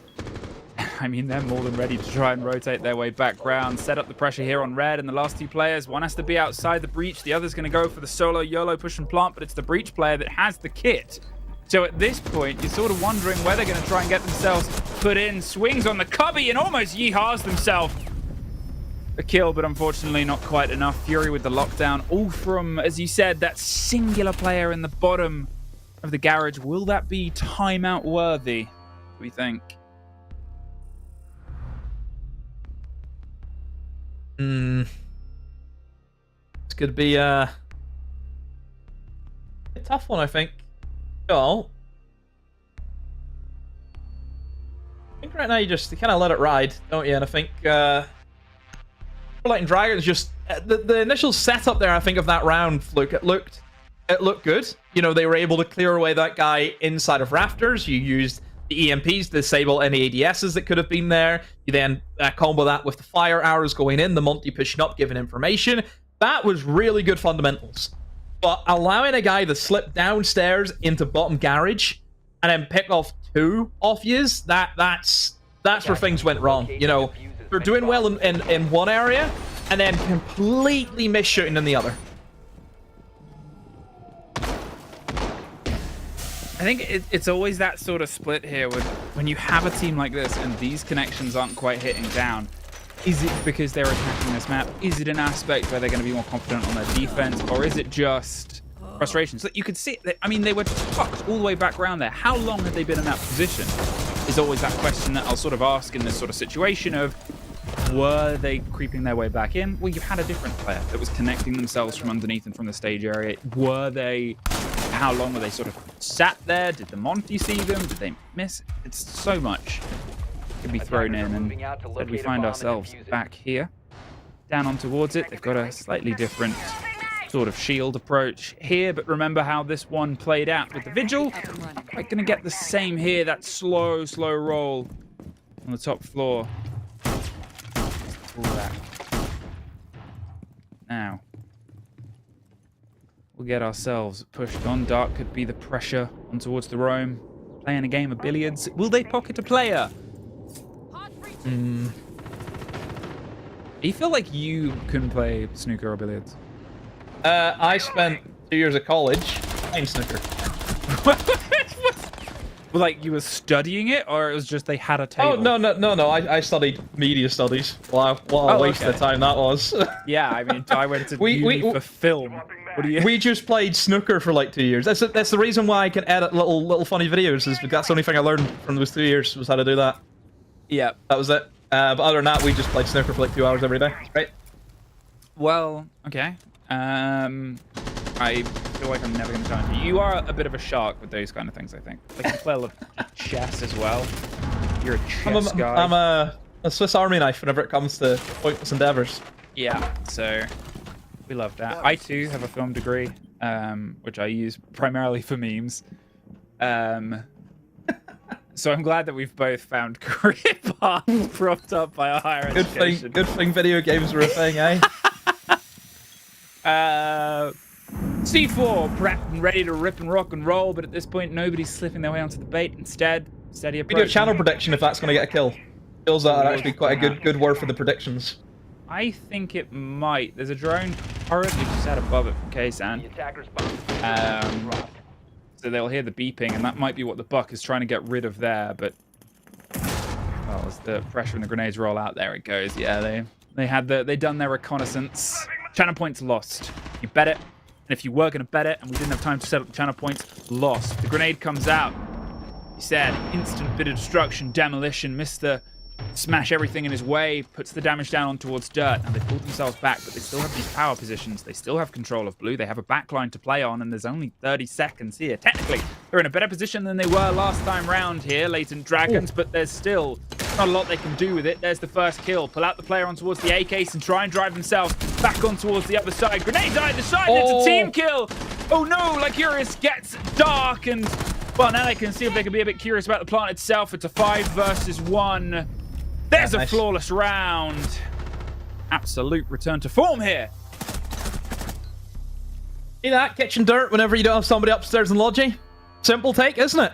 The main thing there was just clearing away that guy in A-case. And did you see it? The second that player in A-case hit the floor, that Blackbird was straight into that position, taking that round. I think that was very, very impressive. And one thing to note is as soon as they had got what they wanted, they played off that momentum, didn't they? And there's maybe, yes, a team kill that was in there. I don't think it would have made a massive difference. I think the layout there for Latent Dragons was, once we get AKs, we can safely drop the hatch and just go for that plant. You know, well, to be fair, Deimos actually had the kit, so I don't really know where he was thinking of going for the plant. You know, if something went wrong there, typically it's going to be the guy in the hatch who would drop with the diffuser. But hey, they've done things a little bit differently there, but still it works out for them. So yeah, good round from Latent Dragons. Very, very good round. Fury to get themselves back in here, because don't forget this is the defense. Again, for Club, I think probably just even splits is what we see a lot of the time. I actually prefer attacking Clubhouse more so than defending it a lot of the time.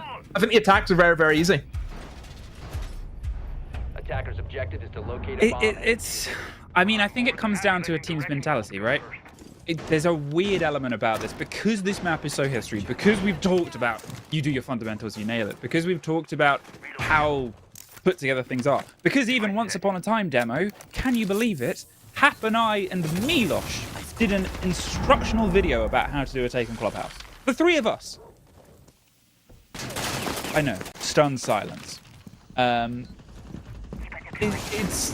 There's pressures on being an attacker here because it's talked about how good it is that makes things start to fall apart. And I think if you can step into it, yeah, you're great. You can lock it down. You can be that sort of difference maker.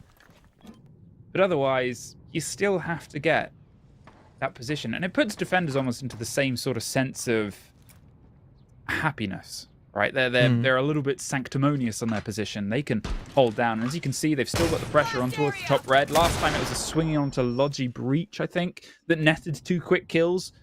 And then they were able to put some pressure across here. Yeah. I'm assuming they're going to be a bit more keenly aware of that.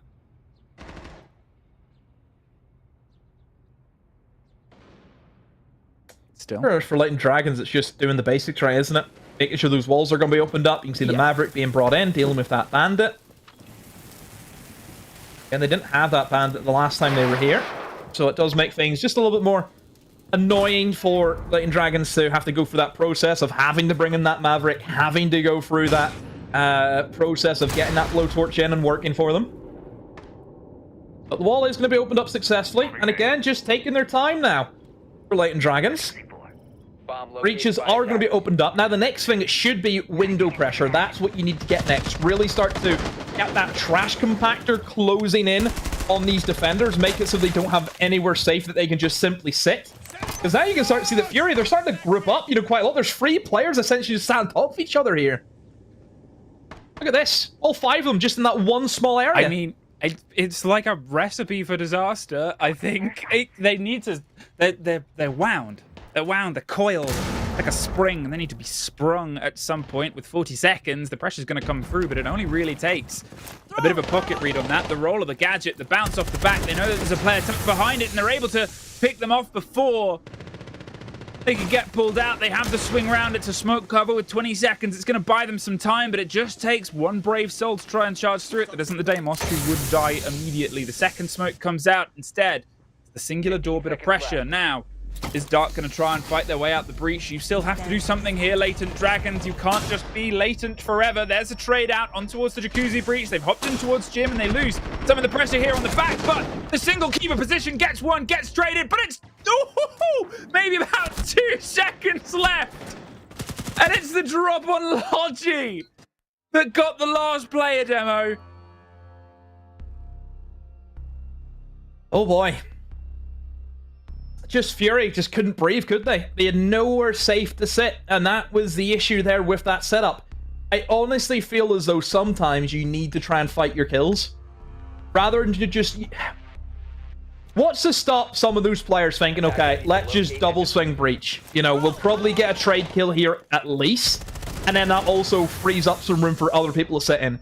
Because what they're doing is gripping up, and it's like shooting fish in a barrel.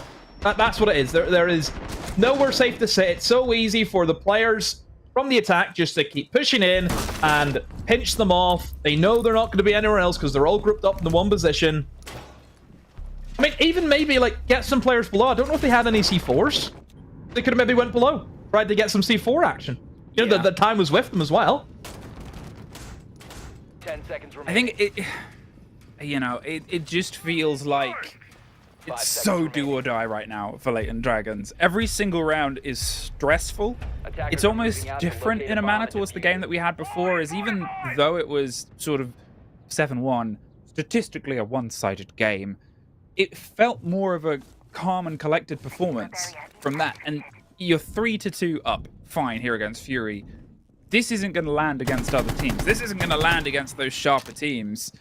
And that is that sort of worry about it. It feels a bit hashed, a bit thrown together in the final throws. Now, for the castle, adventuring underneath was really tempted to do something bold and risky, but instead meets a Blackbeard, shoots him in his toes and gets him so low. That grenade is going to force the position. Cooked. There's the double. There's the team kill. What is going on?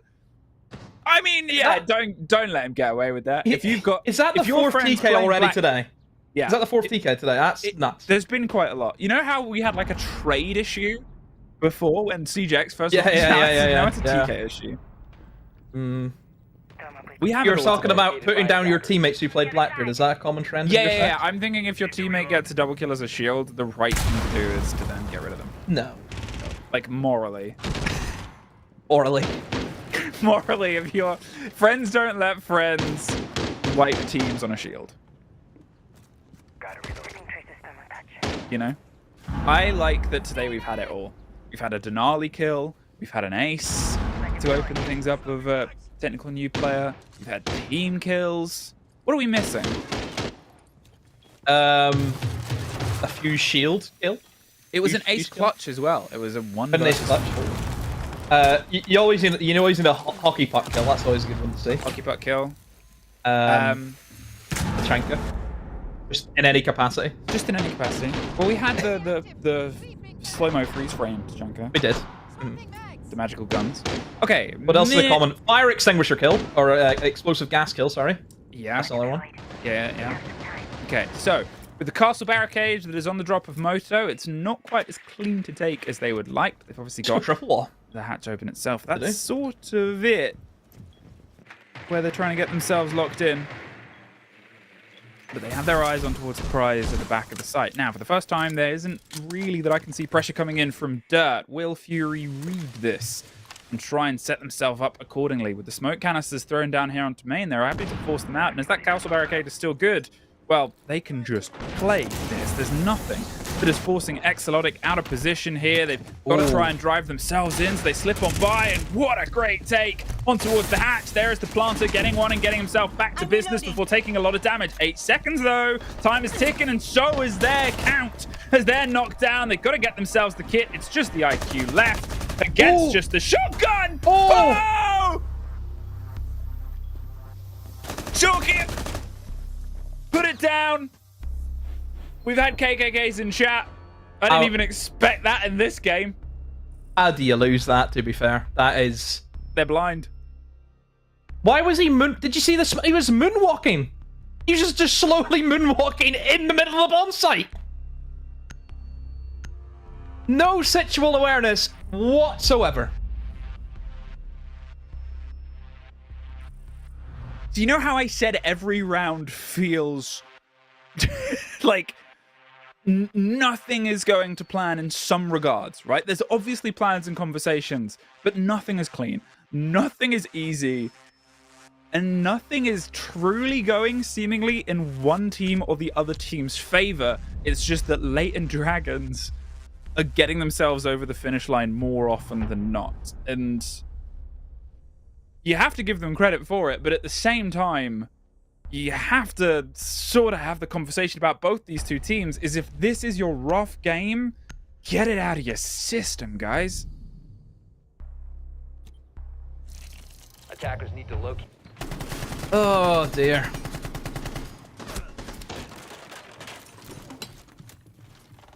Not good. Not good.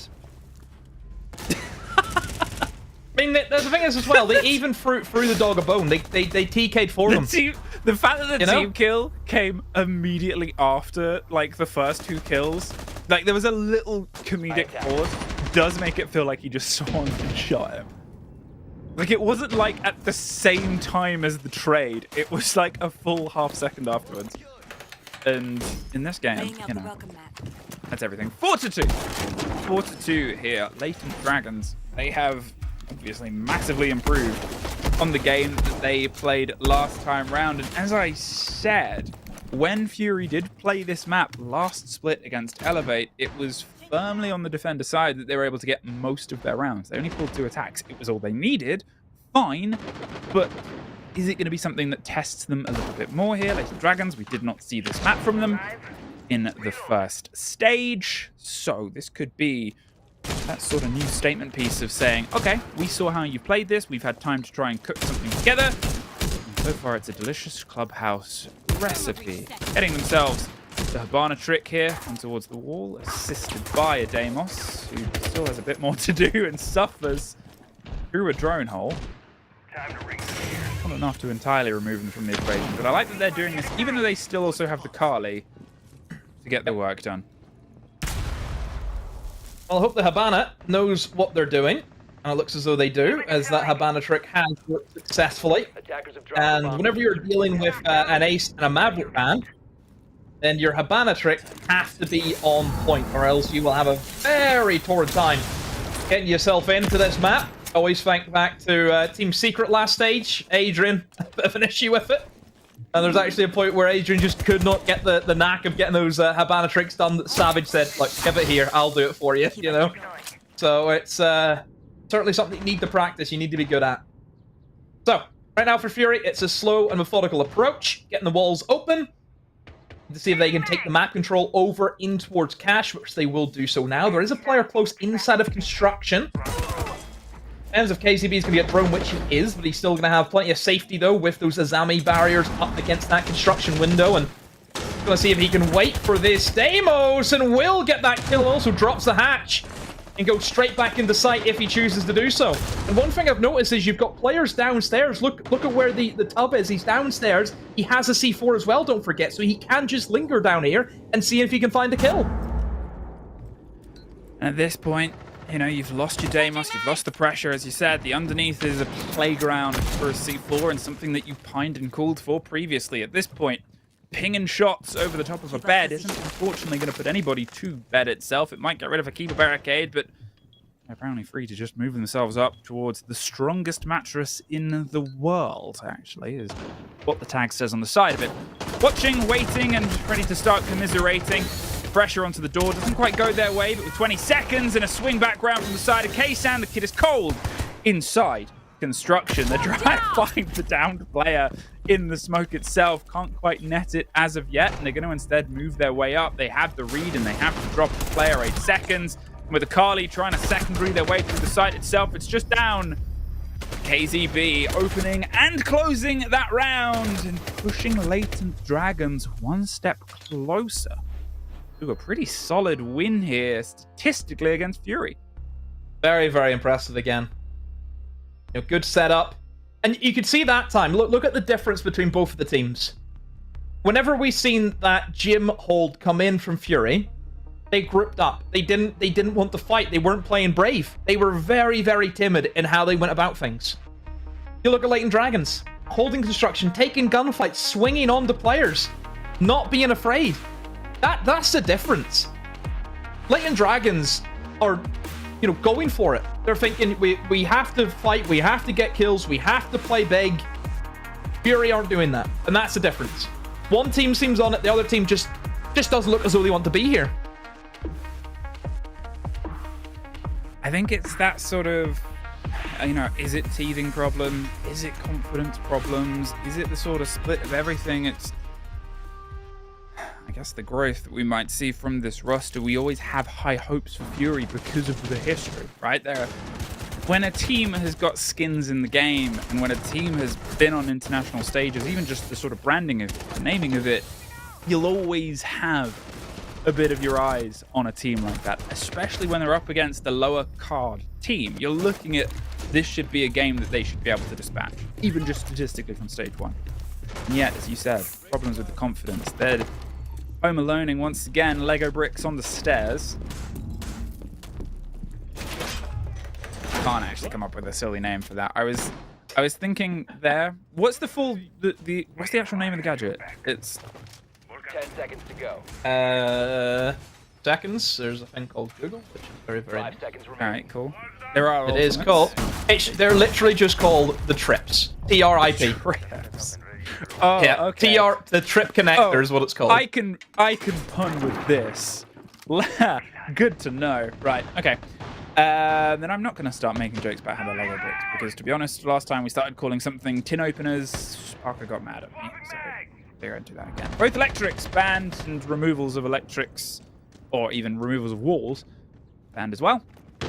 They know the game that they're obviously trying to slow down here, and we'll see if this is a place where it does get slowed. Top to bottom, a lot to get through, a lot to clear. This is the site where if you needed a lot of hard breach, it'll be more apparent, and they're using obviously one of those there on towards the top sort of CC wall. So those pockets, in the pockets of Grim, hatch control that they need to get. You're looking at all of this ground that they need to take control of. There is a little bit of a showy fight here, slightly up main stairs, but everything else is locked. They're more than happy to try and pull themselves back when the pressure starts to mount. It doesn't feel like it is. Fury, very cautiously, checking the They're going top down. Yeah. Just sweeping their way through. Pretty heavy denial lineup as well from Latent Dragon. You've got the Maestro, the Smoke, and the Goyo. So time management is going to be something that Fury need to have good stable grip on. They are using their smoke in quite an aggressive position, though, don't forget, here on the main stairs. And after round gone, doesn't look as though he has any intention of leaving here at the moment. More than happy just to stay and play his life. Doesn't have to.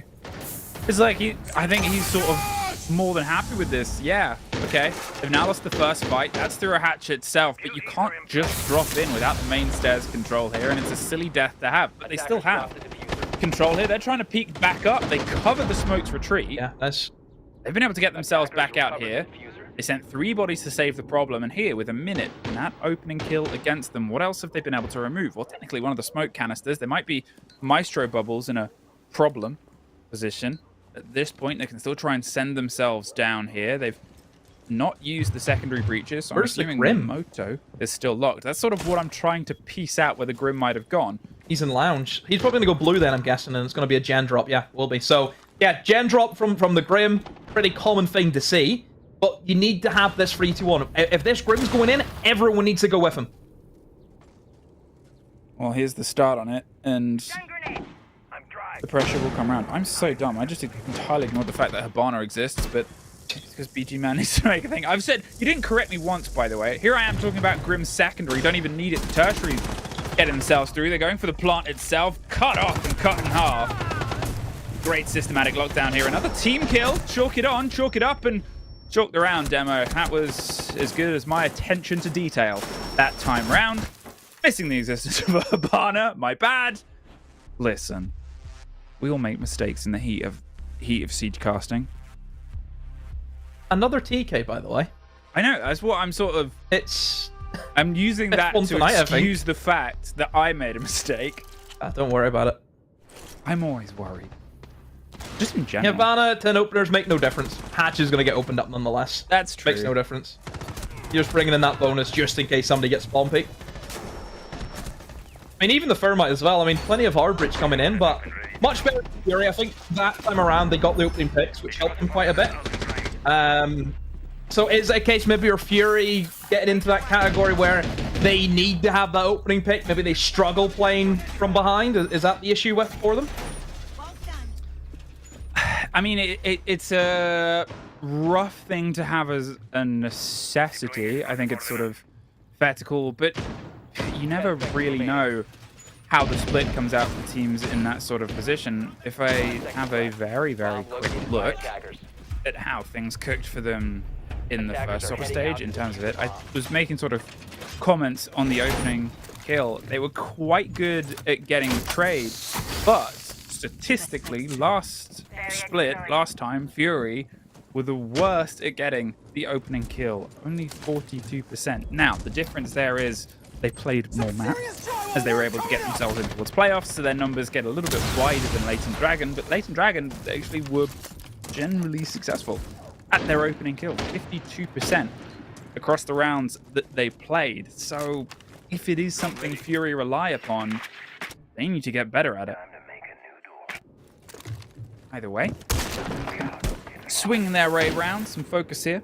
Towards the top floor once again. Going to keep the rotation of the sites a bit hot. Move on to CC. The breach is already done. It is a pretty standard approach here. The one thing that I'm sort of curious about is no Capitao, instead the Raura. How are they going to deploy them doors? What are they going to try and cut off here? Potentially underneath the castle. Has his own setup. No, he doesn't. Hello. Because Lion shot him. Oh dear. Not good. To bring back your point about the Aurora, you would assume it'll just be used to block off the red door and then also the radio door and just walk into the site and plant. You would assume that's how it's going to be used, but You would then also need to get your Aurora inside of Garage to make that happen. So really, Rafters should be the play for them. That's where they should be going. But based on where they're going right now, it looks to be the construction across side. But then again, you could still just Aurora off the radio door and then run in. So nobody can play inside of Rafters to hold that cutoff that, again, would naturally be used. But never mind, they've double reinforced Garage to begin with. Oh dear. I am so confused what is happening here in this round, because as you're I mean, right, like, the obvious Rauro is there, but as I said, there's no Capital, there's no easy way to get control of Rafters, and they've gone this way instead. But now the revenge has been Cross and Fury just have 2 kills from a Lion underneath. A third player, KZB, wants to step as well. in. Could rotate Garage if they want, but instead they're just going to sit and wait and hope that they can catch somebody. They're stepping in for the plant here above. There's almost 2 stories of fun, but there's only 1 player on the site really doing their best to hold on right now. There's the go for the plant. There's the swing round. The lock on towards 1. Knows there's a second fight to hit against the Buck and doesn't quite win it out. It's a post-plant situation.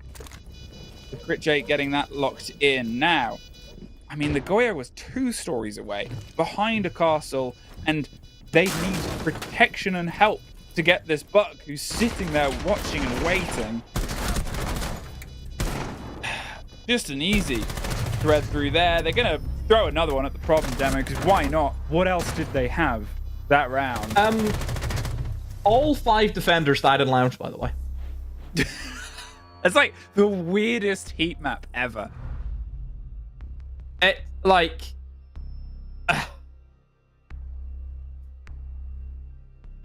don't really have any words, to be honest with you. It's not exactly... We had questions of both attack and defense, right? I think there was... Whether it was expectations played against expectations that led to a weird structure of the site. Ultimately, it worked out in Fury's favor, but it worked out that way because they got 2 kills in lounge underneath. One was just setting up a castle door, trying to pull their way back. You know, I get doing that, but I guess they did it without the right information. And the second... And here, traded on, and then picked back up the other side. But here, you know, there was, in a 3 versus 4, they have 1 person on site as the defender. They just made things harder for themselves, I think. The reinforcement there on the swing on top Garage as well, I think. You don't do that. That's a big no-no. You never do that. Never reinforce that wall, everyone. Just don't do it. Don't do it. That is just, that's saying to the opponent, just win. We don't care. Just win. I think it's also the fact that they were all trying to catch somebody else out, but the gamble of the Goyo all the way down underneath, trying to get them through 2 stories, is, well, net the result that it did. Anyway, Latent Dragons, their 5-2 position has drifted away, could be tied up, haven't taken a timeout, and instead want to see if they can try and push things further along here now. Some of this control, Fury, they've been able to net themselves some solid pulls back. Is it gifts? Doesn't matter, because you've still got to try and get them cashed in and turn them into a reward and a result. Drift on. Focus and concern about a hop out and some potential pressure, but putting the breach here on this side should get the Logi wall as well. Oh, it's already soft, so just make it a nice doorway.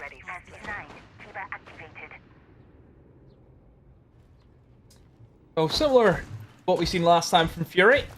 That sweep across, getting the walls opened up, of course. One thing that Fury need to be aware of is we know the Latent Dragons are going to want to go for a swing. They're going to want to play aggressive. They're not going to sit back and just wait. Another thing as well to know about Fury, look at the drones, by the way. There's only 2 left. Half the round to go. So the drone usage has been pretty shoddy from Fury. And I just wonder, is that going to be the issue for not being able to have that information to drone out areas such as Logi? Will cause them issues. And even just, I wonder how many players have actually been scanned for the Deimos as well. You know, how many players have actually been picked off to get some value out of that operator? Bomb located by attackers. Well, with a minute left on the clock and a Goyo that wanted to try and get some peeks out on... Nope. Where are you going? Where are you going? Yep.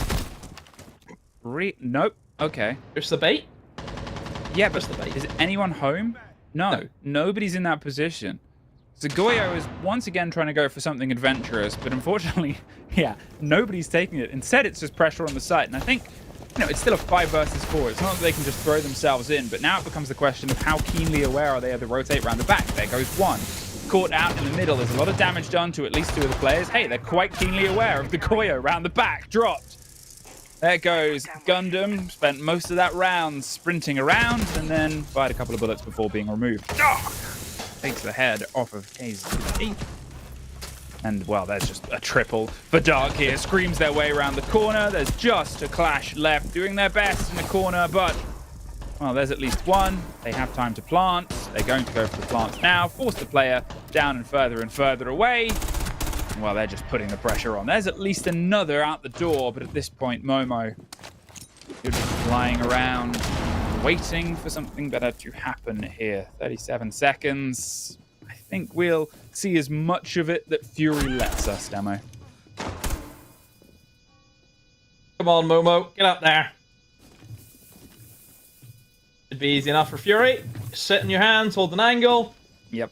And Momo won't win this anytime soon. Yeah, I mean, get your exits, I suppose, but yeah, just not enough time. Will be a round win for Fury. Timer is going to get away from him. Upside down repel as well from BG Matt. Wolf just finish off. Yeah, Fury, much better that time as well on their gym attack. They were ready for it. You know, we've seen that Goyo roaming around downstairs. They were ready for him. You know, they had a guy sat in garage with a minute left, by the way. I mean, the Goyo's probably thinking, how bored are you to be sat holding oil pit of all places with a minute left? Oh, yeah. You know, it's a very... the past 3 rounds for Fury, I feel as though that their play style, yes, it's working, but I just feel as though it's such a bored play style the way they're doing things. The angles that they're holding is crazy. You know what I mean? And it's really starting, I think, rattle Latent Dragons a little bit, because some of the deaths that they've been having, I would be thinking, what are you doing a lot of the time? But hey, we've come the Fury, it's working for them. We've come a long way from KKKs in the chat. This is... Yeah.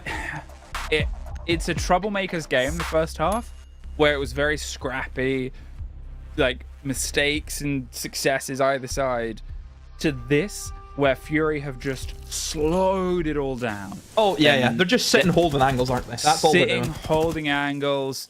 They're letting, you know, Latent Dragons hit against them, and they're sort of saying, yeah, okay, do that. Fine. Yep. Great, you're dead. And then, you know, we'll get to the post plant, and they'll start to just peek one at a time, because why not? Yeah. But then at that point, it's, you know, they've already got it cemented. Yeah. I think it's very fair. Yeah, give credit to Fury at the end of the day, because they've changed the playstyle. They've went for that boring playstyle, as I like to call it, but it's getting results. It's better than what it was. Boring is like the fair thing to call it, because you are the player that it would frustrate. Of Tim, course. if you ask Tim, he's like, well, this is just how you play Siege. This is just good Siege. And you'd be there snapping your mouse in half. That's, I mean, again, it just depends what kind of player you are and what playstyle you play, isn't it? Yeah.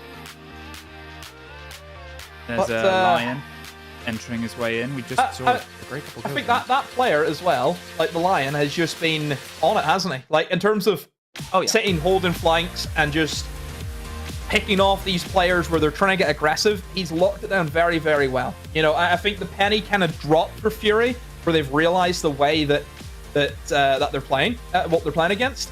They're swinging. They're looking to take those early engagements. Don't give them those picks. You know, sit back, hold the angles, let them peek you, win those engagements, and that's what's working out really, really well for them. And it's almost now the reverse, where we have to question Dragons now. They need to think of something new, because their playstyle is no longer working. No, I think it you know, as I said, I sort of complimented them before. I think things were a bit sharp for them. Things were coming together, and then since then, it's faded a little bit. You're looking for, I guess, as the pace of the game has slowed down, and they haven't caught up to that yet. They haven't realized that it's as a different. It's a game of two halves, Demo. This right here, this is a game of two halves. Right? And we're in the second half of it. And they're still playing like it's the first 45. Oh, I haven't joked with you about your football club recently. Is that a sore subject? We won our last game, so I don't know what you're talking. Yeah, against who? Oh no, that was the not game speak. before where things went horribly wrong. And That was Grimsby. And Grimsby and penalties. Gatekeepers are shocking. That's all I'm saying. Honestly, it's like not having a good support player. What's the This point? is like- You can't win. It's like a content warning. That's the thing. Before I make the jokes and relay it to your treasured football club, I was going to check it. Wow, look at I'm not bothered. Smoke's on fire there and on smoke. Very cool. Hiding in the box. There must be a real. Oh, his shoe's gone. You keep looking at the player's shoes. Shoes. I'm outing myself. I love feet. Oh my god. Oh. It's alright. No one's awake that early. Maverick. Oh. I mean, it's. Wait, you're telling me no one be awake? It's nearly 2 p.m. Who's not awake? Who's not awake? I don't know. Oh, look at that! Look at that stance. Strong stance there from her. She's like what? Strutting the stuff. Strutting the stuff. Lion again with the cross legs. Sassy pose. A lot of that's 2 Frenchmen in a row. One thing I will say about just how the meta's kind of shifted, because obviously we have, the new update. Obviously, Denari, we're seeing a bit of value from him. Being used as that kind of trap operator, mostly on Windows, is what we've seen. Again, it depends what teams have found, doesn't it? It depends what teams have cooked up. I'm sure this stage, as the other regions start to get going as well, we'll see more and more and more and see how different regions like to use them. But right now, for what I'm seeing from Asia, it's kind of what I was expecting to see him be used. Kind of niche little areas, not being played every single time, but just, enough to be a decent enough operator. And then the biggest changes, I think, is just the changes to setup operators. And by setup operators, I mean on the defense. A lot of operators lost their secondary shotguns. So you're looking at obviously your Fenrir, for example. Your Legion's quite a big one as well. Just these kind of different operators that you would always kind of be seen being brought, who are there to provide not only just traps, of course, but also that secondary shotgun to help with general site setup. And that's been, I think, the biggest shift that teams have kind of had to deal with. And to be fair, that's where I think Denari actually fits quite a nice niche, because he brings the traps, and he also has that secondary shotgun to make rotates to help out. So that's kind of where the meta is at the moment. But other than that, it hasn't changed too much. Shields are still very prevalent. The attackers are still the same. It's just really the defense has had a bit of a shake-up. Well, let's shake things up and find ourselves falling in towards a quick break before we're back with the rehost.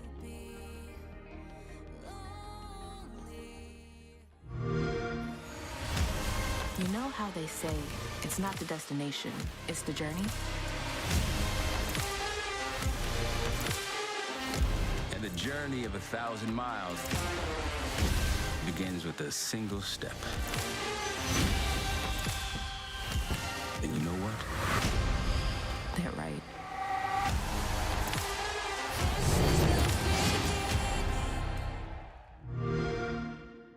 I'm Dev, and today I'm going to be looking back at some moments from my career as a professional esports caster.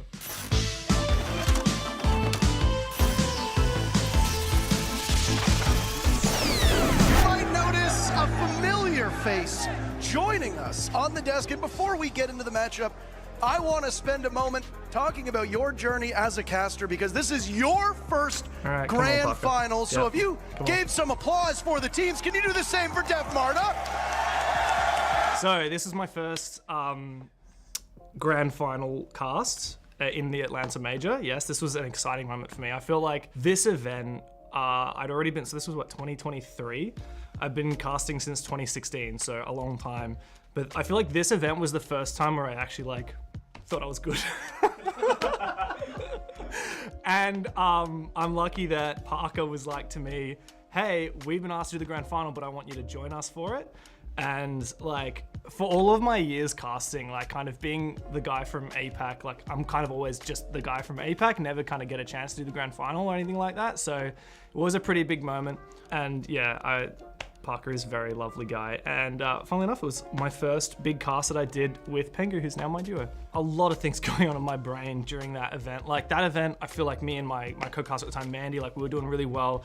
This memory really just evokes like, I guess the thought that like, even after doing something for a long time, you can still like kind of push to the next level. Also, it just felt like a really big moment, even though Atlanta, you know, it wasn't the biggest event ever, right? And it was a major, it wasn't a 6 Invitational, but like W7M, now Furia, like they were like kind of carving their own history. Like they've now formed a bit of a dynasty. And this was kind of the moment where that became like, ooh, they're starting to really do things that no one's ever done before, because no team had ever won 2 majors before. When I started casting in 2016, I had no specific ambition. I had no idea that I would end up doing grand finals, that it would end up being like a career for, you know, maybe 10 years or more. I was literally just a guy who was like bored with his course at uni and felt like, studying music isn't gonna get me a job, so I'm gonna go work in a cafe and play video games. And I actually wanted to be a pro player, but I also watched like Kickstar and Panky and those casters, and I was like, I feel like I could do that. Like I got the music performance experience, and I like teaching, I like talking about like how stuff works. So casting felt like something I was better at than playing. I had no idea that, yeah, it could be a career, that it could be something that is like my full-time job, or that I would get to do a grand final, or work with people that I literally was watching. Like back in the day, I was watching Pengu. Like I remember the early hours of the morning watching Penta versus Black Dragons, the grand final that Pengu won in like 2017 or something like that. Like I had no idea that I would one day be casting with them. So sometimes, yeah, you check yourself and like a bit of a surreal moment. I couldn't be a pro player because I'm not good enough. I overthink everything, and I'm better at casting anyway. This has been R6 Rewind with Dev Marta. I hope you guys are looking forward to stage 2, because APL is gonna slap.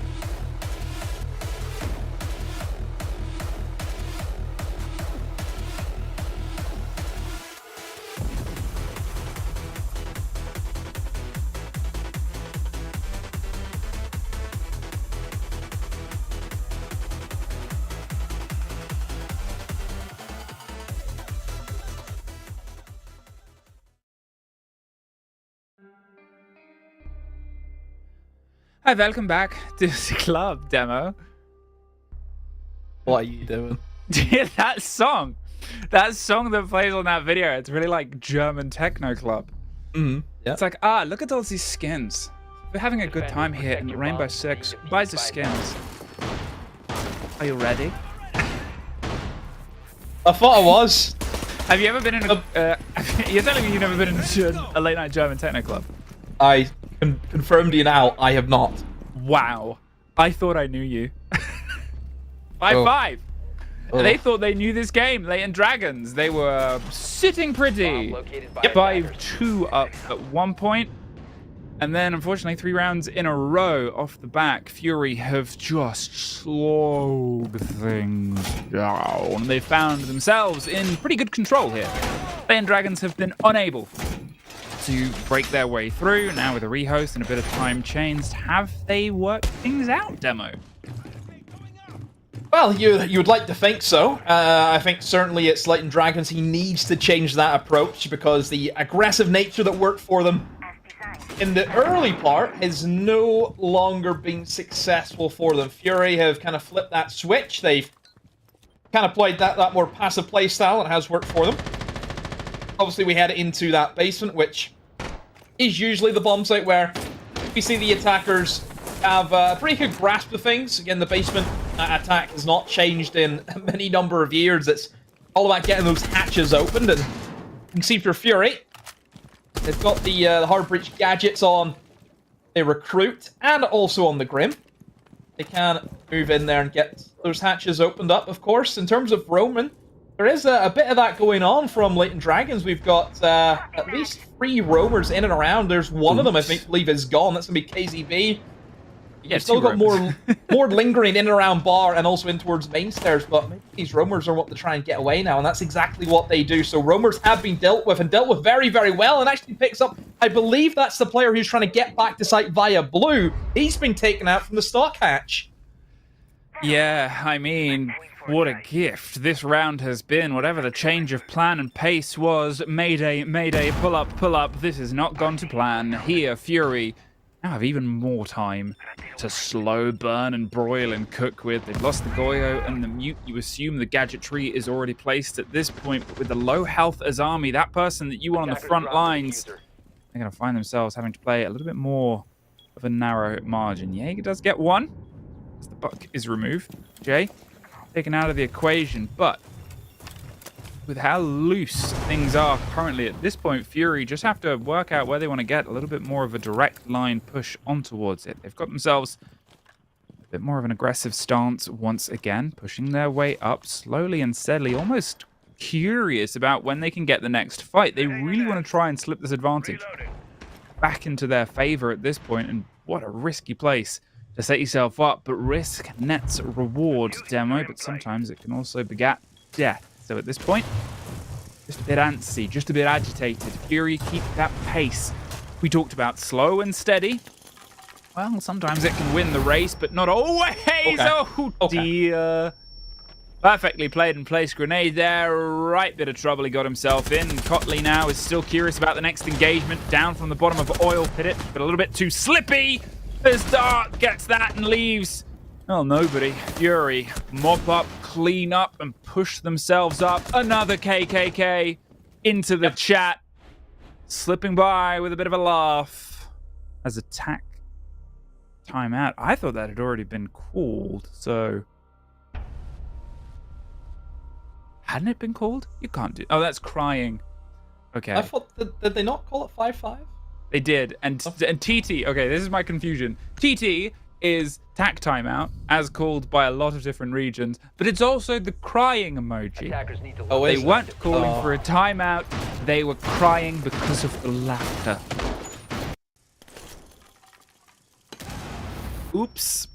He just didn't think that the nade was going to kill him, or it was bright red? Yeah, I'm kind of curious about that one myself. He didn't even make an attempt to move either, he just accepted death. He welcomed death like an old friend.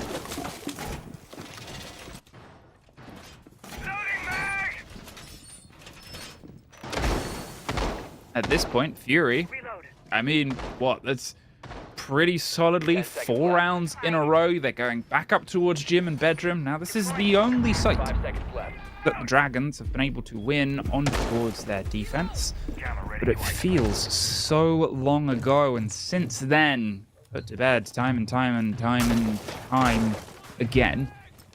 Here instead, let's see if they can try and set themselves up for a little bit more of a success. It's only one to push themselves in towards OT. Not sure who is going to be on what starting side, but obviously attack seems to be the MO and the place to go between these two teams. And truth be told, it does feel like Fury have themselves a little bit more solidly a hold. The fact that they've been able to get off 3 plants throughout this rounds to the one that Latent Dragons managed. That's the tub. You're playing an operator, you make sure you get the value from it, and right now we're not seeing that. And Tub is one of the operators that was untouched in terms of the scope change, because he does have that DMR. DMRs were allowed to keep that ACOG scope. So I believe it's only him and Rooney, I think, have the DMRs correct. I think it is. Yeah. Should be. So certainly a very highly coveted operator, of course, can have that ACOG, can actually fight at these long distances. Again, for Fury, it's that playstyle again, where they're just playing nice and passive, getting the walls opened up. They're not allowing any cheeky behavior coming in from Latent Dragons. They're not giving away those opening picks. And, well, from what we've seen from Fury, if they get that opening pick, they go on just to cruise the round, don't they? No issues from them. So it's all about the opening pick, and they find it. KZB, that wall's open, mate. Completely walks in to a very strong line of sight being held. Crit J as well with the Ying shotgun finds another. Feels like we're hurtling towards the end here. Trying to move their way right up here. Crit J with that shotgun. Blinded, folded, bolsters. Bloody hell, it's Fury. What a smash and grab over the top here. And they started slow. Started on the back of a 2-5. But clocked in a hell of a 9-5 on the second half. Came to work. A comeback, bro. You are correct. We said we'd had it all. There is just one more thing that this opening playday has got for you. Good stuff from Fury. 5-2 down. We were worried for them, but 5 rounds in a row on the attack, making it look so simple. Really, apart from that first attack, every other attack that they've had has been great. You know, no problem for them whatsoever. Every single time, straight to the point. Massive man advantage as well, as that last kill came in. So yeah, Fury really turned up on those attacks, and that's what was enough to get them that regular time win as well. Not even an OT. 7-5. They walk away with all 3 points. All 3 points, and we walk away into a break. But we're back with the next game.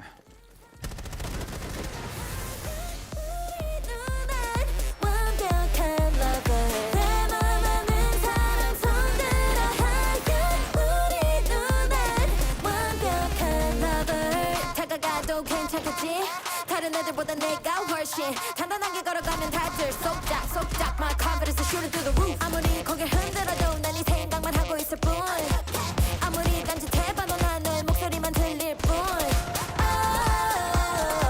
있으면 here with me 가득 심장이면 please tell me 빨리 고백해볼까 눈 감고 말해볼까 미치겠어 only you 이런 건 처음이야 너무 순이잖아 I've been thinking about it I've been thinking about you boy Yeah All I think about is you boy All I think about Yeah All I think about is you boy All I think about 내 맘 없는 사람 손으로 하여 우리 눈에 완벽한 lover 내 맘 없는 사람 손으로 하여 우리 눈에 완벽한 lover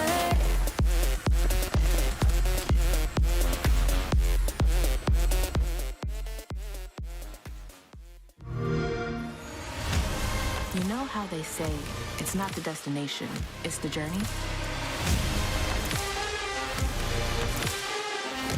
And the journey of 1,000 miles begins with a single step. And you know what? They're right.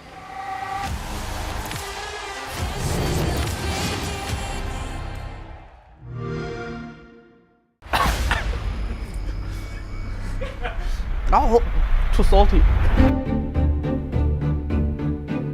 Hey, what's going on everybody for APL Stage 2? I'm Dev Marta and you're watching Short Ones, the show with hot wings and even hotter questions. Today I'm joined by Enterprise Esports coach and Korean gangster Min Goran.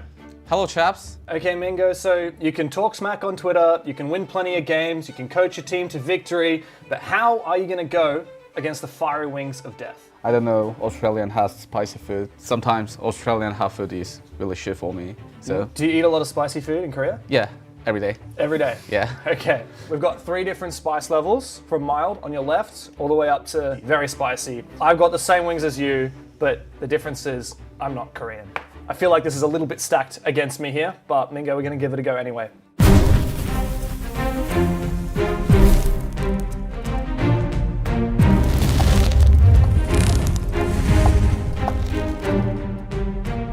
Mingo, when you're ready, please dive into your very first wing.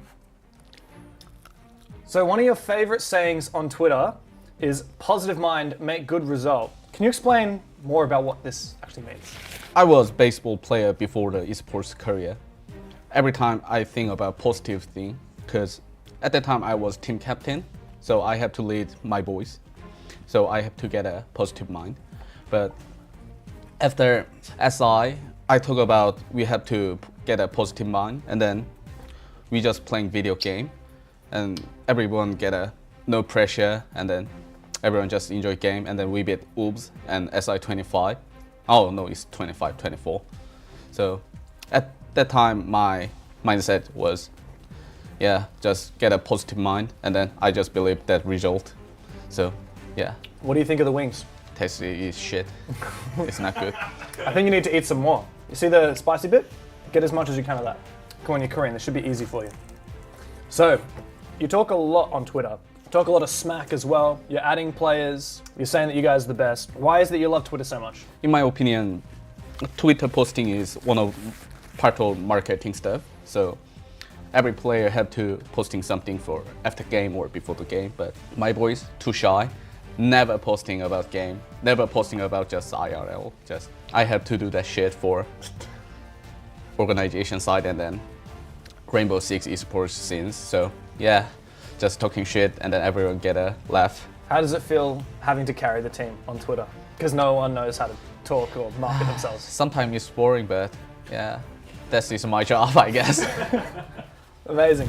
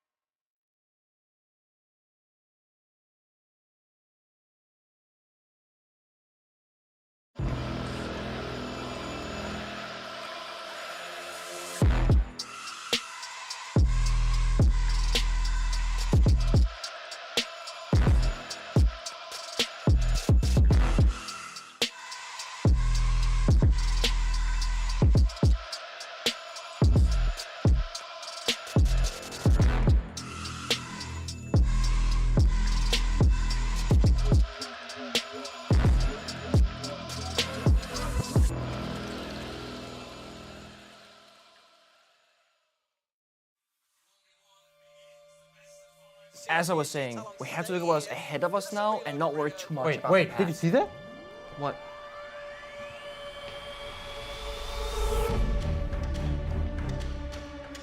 Wait, What is this doing here? Whoa.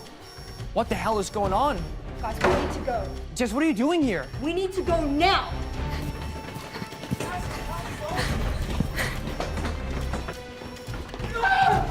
Jess, Doc is gone. We have to go back. There's no time. There's really no time. Can't take this anymore. I'm tired.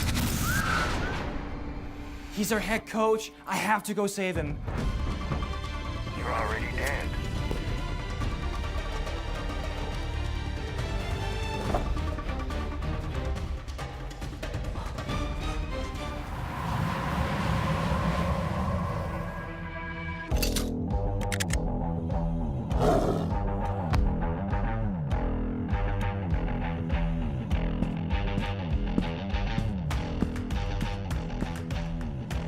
There's no escaping now.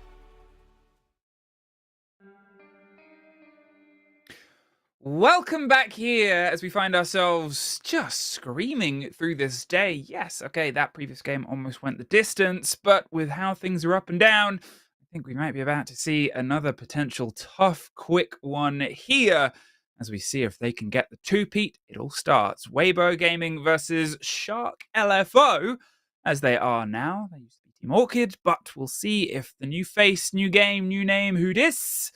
Well, maybe second place, maybe start towards the top. But let's start, I think, with Weibo demo. I mean, we got a lot of love for this roster. Lot of love for Reaps. That's my guy. Okay, That's, specifically Reaps. The rest, yeah, they're okay, but Reaps for me, that's the guy. He's on my top 5 player list. I think Reaps. You always think of him whenever it comes to this team. You know, he's been on this core roster for a very long time, as well as Owen, as well, of course, as Turd, even though they have had a few issues with Turd in the past, where there was a period where he was benched for a while and then kind of brought him back in again. But again, this side has seen a lot of changes. You know, this time last year, we had Leader still in the team. You had Mentalist still playing, where Mentalist now has taken on that management role. And then they've also got Meepy in as a coach also. They brought in Speakeasy. They brought in Ape as well. So you think about the team, they've went a little bit more traditional with obviously who they've gotten in, where they've brought in 2 players from Asia rather than going with imports in terms of what they've done in the past. And they've also moved somebody who was that IGL, who was that kind of captain figure in Mentalist. He is now managing the team.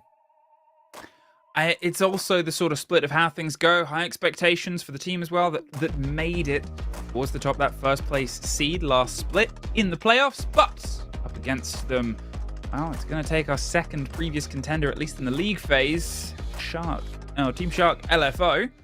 Now, obviously, as I said, that used to be slightly different roster, slightly different name, but it was a roster that I think surprised people pretty well. They took 3 losses, but all of those losses were to the top end teams. We talk about expected results and being beat by who is eventually first, third, and fourth place. As long as you're winning your 2-win games, which they did. Hey, look at that. They get themselves in second. So if they keep up this idea of expectations, if they keep up the idea of where they can improve, where they can push, well, this could be a great place to start to make that difference. And who else against a team that did their run undefeated throughout the group stage last time and almost undefeated throughout playoffs as well, if not for a little bit of a problem at the end. Last time these two teams met, it was a 7-4 Weibo victory on Nighthaven Labs. Where will we end up instead? Here, it's still in the pool. It's still in the pool. It's not quite in the pool. Back to Bank, Demo. Yeah, Bank is where we head. Obviously, I think for a side like Weibo, we know that they're going to be comfortable with the majority of maps. If we look at kind of how they fared on it last year, it is typically a map which we see them ban out, because that's how they kind of went about their playoff games, was they didn't go to Bank at all in their kind of campaign to get into that first place position. And they also didn't play, I think they played maybe once in the group stage, but that was also against Latent Dragons, who was the bottom place team. So it's not as though we have a massive amount, to really judge it off if you're playing, the 8th place side. How good really is your Bank? I think this will be a much better test for them. Obviously, I think if you look at Shark LFO, I always like to think of them as the remains of the old Direwolves roster that you might have remembered a few years back. You've got players there like Jackie Wu and Songla, who were still part of that team. This is also the team that Reaps used to be part of. So Jackie Wu and Reaps, they used to team together, so did Songla. So there is a little bit of history there with this side. Let's see if the history spills out into a bit of a grudge match, a bit of a blood match, or it'll go the way it goes. Now, there is a sort of unannounced pressure in the room here for Weibo, which is the fact that the team that did beat them last time and almost beat them overall in the import roster of Elevate is stronger. They demonstrated it earlier on today on this very map. This needs to almost be a bit of a return statement, right? It's, oh, you can do that? We did that too. And they've got to make sure that they can get it done pretty cleanly here. And, well, what a better place to start on their attack, bringing themselves some pressure here on towards the basement. Now, the removals that we have here, Demo, any surprises? Nah, you got the 2 range hard breach again. Pretty common thing to see on Bank. Made Merit. These are not the same bans as what we had in the first game. Pretty sure they are. So yeah, it's expected, isn't it? Just that these are the strong operators. You need to try and deny access to those hatches as best as you can. Obviously, taking the Habana out is going to be key. And as we know, most teams, whenever you are going with that strategy where you want to try and limit the hatches, you will then try and go for a roam game. You'll try and play in towards open area. You've got, strong operators on the board like an Izami, for example, which you could have brought in to hold open area. They haven't chosen to do so. They've actually went for the Legion, which I've mentioned before. Legion has been nerfed because he no longer has that sidearm shotgun. So I do feel very, very sorry for Jackie Wu because he had to do all of the site setup. He's the only guy with a shotgun, by the way. Him even going upstairs and trying to rotate him towards open area, that's not going to really be possible either. He just doesn't have the time to do so. This is the issue with the meta currently. Not enough shotguns. You have to change your lineup. Well, there's always pressure on being the top dog, and I guess we'll see if they can try and live up to that. It's a slow and steady double clear. Who needs a drone when you can just have Turd face checking for you? And that is so pacey here across the top floor. No muss, no fuss, no waste, no mess. And they obviously have a very well coordinated approach here. The team has been together with very minor changes for a fair bit of time now. And as the first fight comes out, didn't even see, almost an assassination. As Reap slips on by, picks it up without missing a step and pushes immediately on. An Echo Drone gives a read through, but there's Hoven caught out by Macy. The spray through. Reaps does get revenge. A second for him. Just shooting against the prediction of where the player was and pulled it off perfectly. I love Reaps. Just wonderful. He has been for ages now. You know, he's just see him on the DMR as well. Him on the DMR is nuts as well. So yeah, Reaps already 2 kills in the first round. This is not what you want to see if your Shark LFO is this guy popping off. But they've dealt with the rumors very, very well. They've lost the 8, sure. Yeah, would have been nice to have that for the execute, but you've still got the Thermite, which I think was the main thing you need to keep alive. So now they can start rotating over towards server and just look for that traditional plant. There's no Goyo on the board. So again, it's going to be limited with in terms of the denial that Shark LFO have, and it's only going to be the smoke. And if you look at the timer, 45 seconds, that's not going to be enough for the smoke to stall out the round indefinitely. Now, gonna see if they can try and tuck the plant from a little default spot. They've got the smoke. A watch over the top, missed thrown smoke. There's another catch. I mean, they might be sharks, but the only one smelling blood in the water seems to be Reaps right now. Speakeasy does get one, but Momo, the Echo, all alone. Oh no. Sitting, watching, waiting, has to just throw themselves into a fishbowl of death here. Actively being droned as well. There's another for Reaps. I mean, hey, there's Reaps. So easy, wasn't it? Just really clean round from Weibo. Didn't look phased at all by anything that was thrown at them. Yeah, really, really easy for them. Just move for the motions. Obviously, if you kind of look at the setup from Shark LFO, they wanted to try and go for that roam game. They wanted to waste time, get some kills, but they just didn't do enough. They didn't waste the time, and they just didn't get enough kills. So really, the roam game let them down there. The roamers just didn't do their job.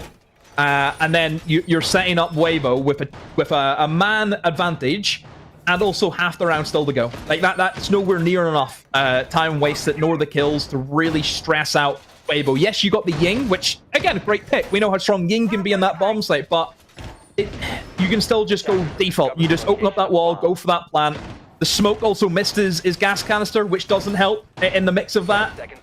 And then from that point, we know that post plant. Emmy, how difficult is that post plant? It's from the hatches, you're not going to win that. Yeah, I mean it's so known and it's so tricky. Think of the Falcons G2 issue that we had. I mean, remember that controversial one? Let's not start reopening cans of worms, shall we? I love that worm. That was a funny day. That was a very funny day. Let's leave those sordidly closed. But yeah, I mean, the fact that if you don't stop it before it's happened, then it's too late, says a lot about the power of that plant position. Here, Reaps off with the strongest possible start. 4 kills, 4 bits of a lockdown. They've whacked on a Thermite. I think it's more he's chosen to go Thermite, really.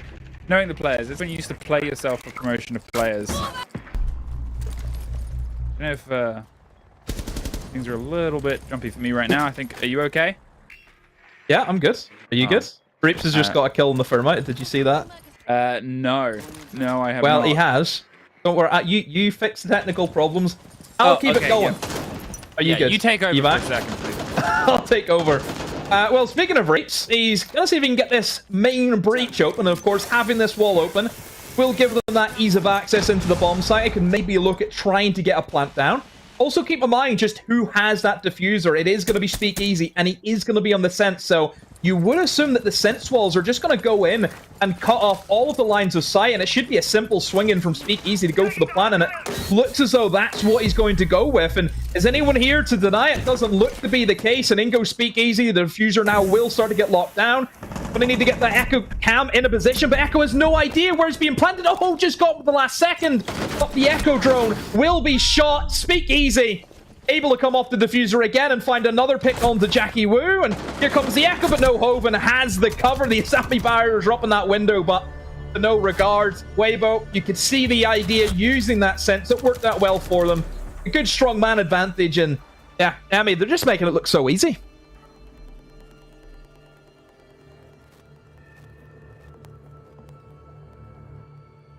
You still out of commission? I'm back now. You're back. I think I'm back. I see. All good. We're good. You did wonderfully. You did wonderfully. Thank you. Attackers need to locate and defuse as many bombs as they can. No, it's the distance of a multinational production. These things happen, but perfect. We'll just blame production. Take it easy for it. I feel bad because it's not always productions. This one could be no. Could be someone's you. fault. There's the kill. There's the kill you talked about that I saw. Yep. The thing is, what I do love as an element, and again, it's these things happen. We're never sure if it's just one of us because it's an online broadcast. When we're in the same room, you know. I had some issues on EML last stage, didn't I? As well. You had some issues on EML. Some funky issues. But it was very well. It happens. So we get ourselves in here. Weibo 2-0 up. Reaps did die, but hasn't really slowed the rest of the team down. Really solid setup and only 2 kills over 2 rounds. Spells problem. Wow! They're in the site demo. It's been 10 seconds.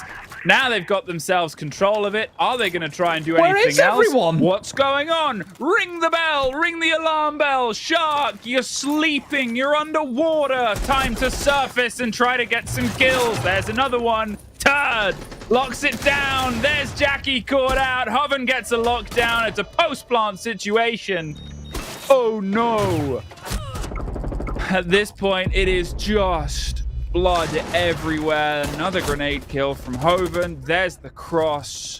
3 rounds, 2 kills. Stop the clock. Yeah, that's demolition job. The lights are on, but there's nobody home. We haven't talked about Turd as well. I think that's always a player that we will like to look at. Turd, I've always said, has probably got the biggest mouth in the game. You know, I think we all know what Turd is like and the kind of character that he is. You know, that guy gives it large every single game. And that's the nature of him. Doesn't care who he's playing against. He will always has that mentality where he'll try and rattle the other team as much as what he can. Honestly. And sometimes for Turd, yes, he has had the occasion where he's struggled with consistency, where he hasn't played well in certain games.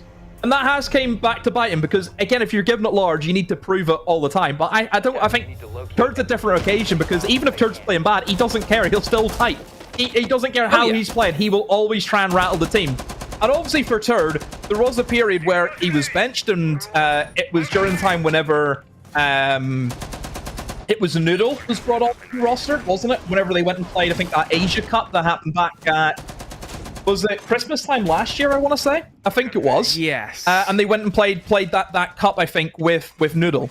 Did they? Or am I getting timelines wrong?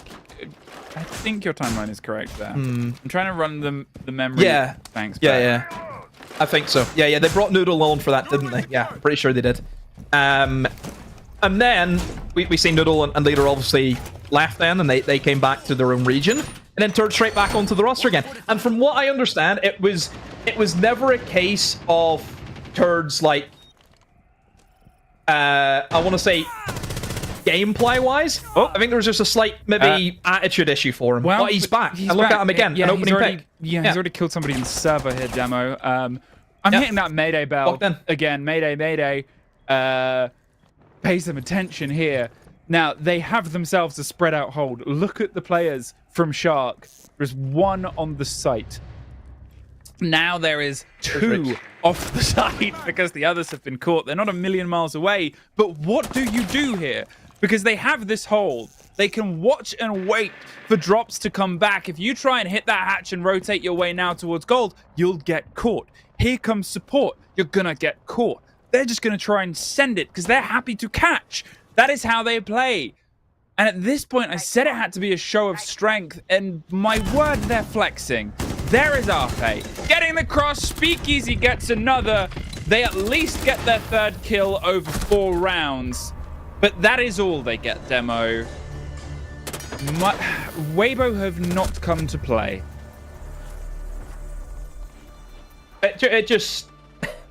This is too easy. 3 kills in 4 rounds. 3 out of 20 kills is where Shark LFO are. Weibo are just walking around the map and just killing. That's all they're doing. They're doing nothing fancy. They are just blatantly playing T-Hunt. That's it. Wait, I haven't seen a stomping like this since G2. You get it? G2 stomping? Yeah.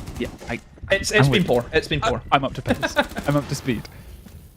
I mean, I think it's shocked, honestly, at this stage. Like, how do you come back from this? Like, the confidence from Shark LFO, you know, you always think about, you know, bottom of the barrel. There's just that little bit underneath the barrel. I think that's where they are. Wow. That's cold for the team that came second last split. But it's almost what I talked about, right? Is we talk about must-wins. We talk about games. Technically, when they were in stage 1 under a different name, they lost this matchup anyway. But not like this. Not like this. It's just been a performance from Weibo that is hard to match. What's that phrase that you always like to bring in is you can't beat someone on their day. This is a team on their day of players that are just brutalizing anything put in front of them. And I mean, violence is an art form in some people's hands. Apparently, this is one of those showdowns here. These happen, though. Like, these kind of matchups happens in regular sports where we see 2 teams go against each other and one team gets absolutely trounced. And this is one of those occasions. They don't happen all too often, but this is the way it's going right now. There's nothing right now that you can say that will change my mind about the fact that Weibo are just going to clean this game up. Like 4-0, the way that they've won the rounds, it's so easy for them. At this point, stacked on the windows, somebody on the long watch as well, just in case. Now, they're thinking about gifting an engagement here, but nobody's dead yet, which is, I think, the longest we've gone without somebody being killed. So at this point, Weibo, what's going on? Why have you fallen apart? Jackie wanted to put a bit of pressure on towards the windows here. The Azami's been able to go back and forth just a little bit, but instead it's going to be a swing round on towards top square. They've not been gifted an engagement, so instead they've got to try and start stealing them. The Glaz putting some pressure on towards the wall themselves, looking for an Azami that just slips their way out, threaded a very aggressive needle here. Still haven't been able to get themselves Glass them from below. They're going to glass them from below. I think they are anyway. Yeah, he is. He's glassing them from below. Look, Oven. Downstairs in archives. There we go. Oh, do you see that? Glass pushes them out into the corner and a freebie on the windows. I mean, just so well orchestrated. Right, as I said, violence, it's a dance sometimes. And there's some hot steps they didn't quite learn here. Shark, 50 seconds, but you are the ones being circled step by step. It's getting a bit tighter, a bit narrower, and Engine is going to see if they can try and fight their way out from No. Arpe, more than well aware with it. The Sam cams that are probably littered and dotted all around the map give them this read, and now at this point, with 30 seconds, there's just one more for Reeks. Locked in, locked out, shut down. Momo and Songler. All that is left here of the hopes of another round not going against them. Maybe the hopes of a 4th kill here, Demo. The C4 doesn't connect. At this point, it's a post-plant. 5 players still up. And it doesn't feel like a step has been taken. Songlar gets 1. There's a 4th kill for the team, and, well, a door that... Access denied. Access denied. Not entirely sure what's cooked or clicked there, but... Well, here, that hasn't. Oof. Imagine that as an esports legacy skin. Oof. What can you say? I mean, you have to highlight what a nice little play, though. The Glasgow and blow. You get that guy out of that corner as well. Genius. Absolutely genius from them. And then from there, you have that man advantage. You've got the nice backstab as well from Ape, just playing lobby the whole time. Using the 0 cams. You know, lobby... I'm pretty sure it is the biggest room in the entire game, isn't it? Yeah. I don't think there's anything that rivals the sheer size of it. No. And because of that, the amount of cameras that you can place in and around everywhere is insane. Reap's also showing off the repel mechanic there as well, where you can switch from just the standard windows onto the windows in towards lobby to actually thread that kill into Banana. So, yeah, just nice little bit of highlights being here, there, and everywhere. But again, for Weibo, it's the same story. Just untouchable. I mean, Turd and Speakeasy yet to die, by the way.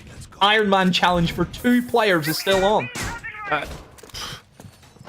It's really hard in some ways to put into context just how much, because we see stumps, right? We see one-sided games. We see 7-0s. No one's immune to it. But this level against team, never like this. Like, this is every single entry kill. Everything is clean. Everything is converted. Everything is put together. Yeah, you'll have there's been a 4K and a 3K round for 2 different players, but every player from Weibo is scary, right? All of them are working together. Things like that Glaz take, things like the pressure down. It's not just one player seeking opportunity, but then they stop. They wait. They work together. And it's just brilliant, Siege. And I think that's one of the favorite things about watching this roster is they are creative. We found ourselves so askew we're on this site demo. A site maybe the rarest seen. There was almost the first take, but they get an opener before it's shut out immediately. Hoven. Yeah, Hoven's on the site. Yeah. In the site, immediate response. Arpe gets Hinjin to 4 versus 3. They're fighting their way up through towards the top itself. The fact that they didn't take vertical and just ran into the site, got a kill, and is now looking for another above them as Reaps. Oh, doesn't get Momo. Wasn't quite aware of the position of the player. Hoven does get Jackie. There's the round anyway. But he just ran into the site. They threw a ram up above to cover his sound, I'm pretty sure. That's how he got in.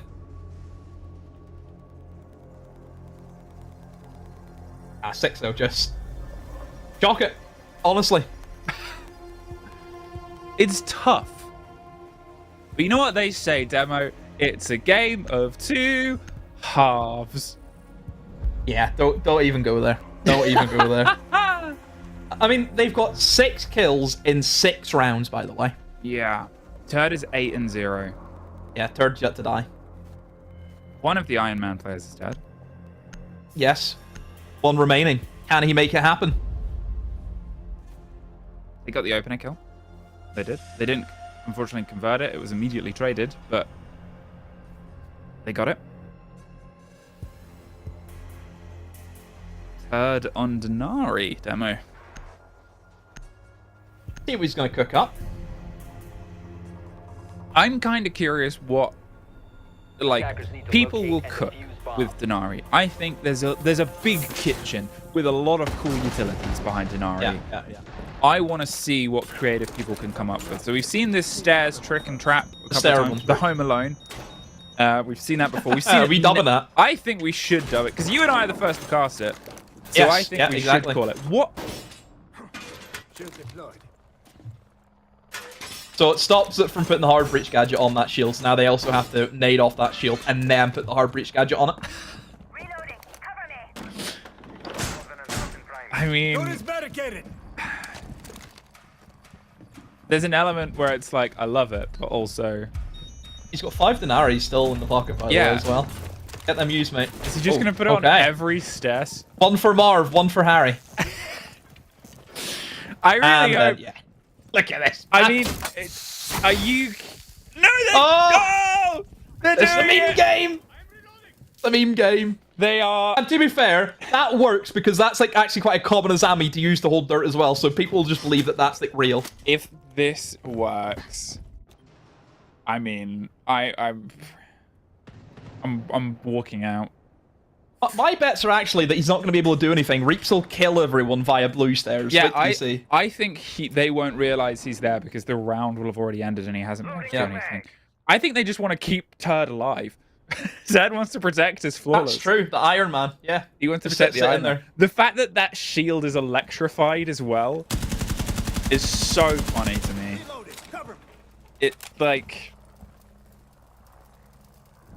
It's just confusing cruelty, right? It's like doing things for the sake of it.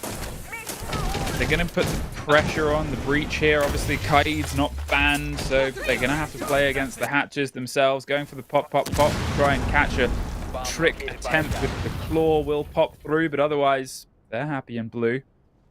Now the Fuse Shield has a confusing conundrum to try and get past. The Deimos wants to try and bounce their way around, but if Reaps pulls their way out, well, here's a shield. Charge them through. Get Home Alone. Even more Home Alone. There was a Goyo there. So now they've taken some of the damage of the fire. That grenade is going to get rid of the shield that was holding onto the top. They've still got to get the control of the hatch itself. Oh, they're going to fuse turd. They know he's around. Oh, no, they might fuse turd. Yeah. Yeah. What a way to go. Trapped in a box. They do get the down, but they do kill Reaps. Look at turd. Why are you fusing server hatch?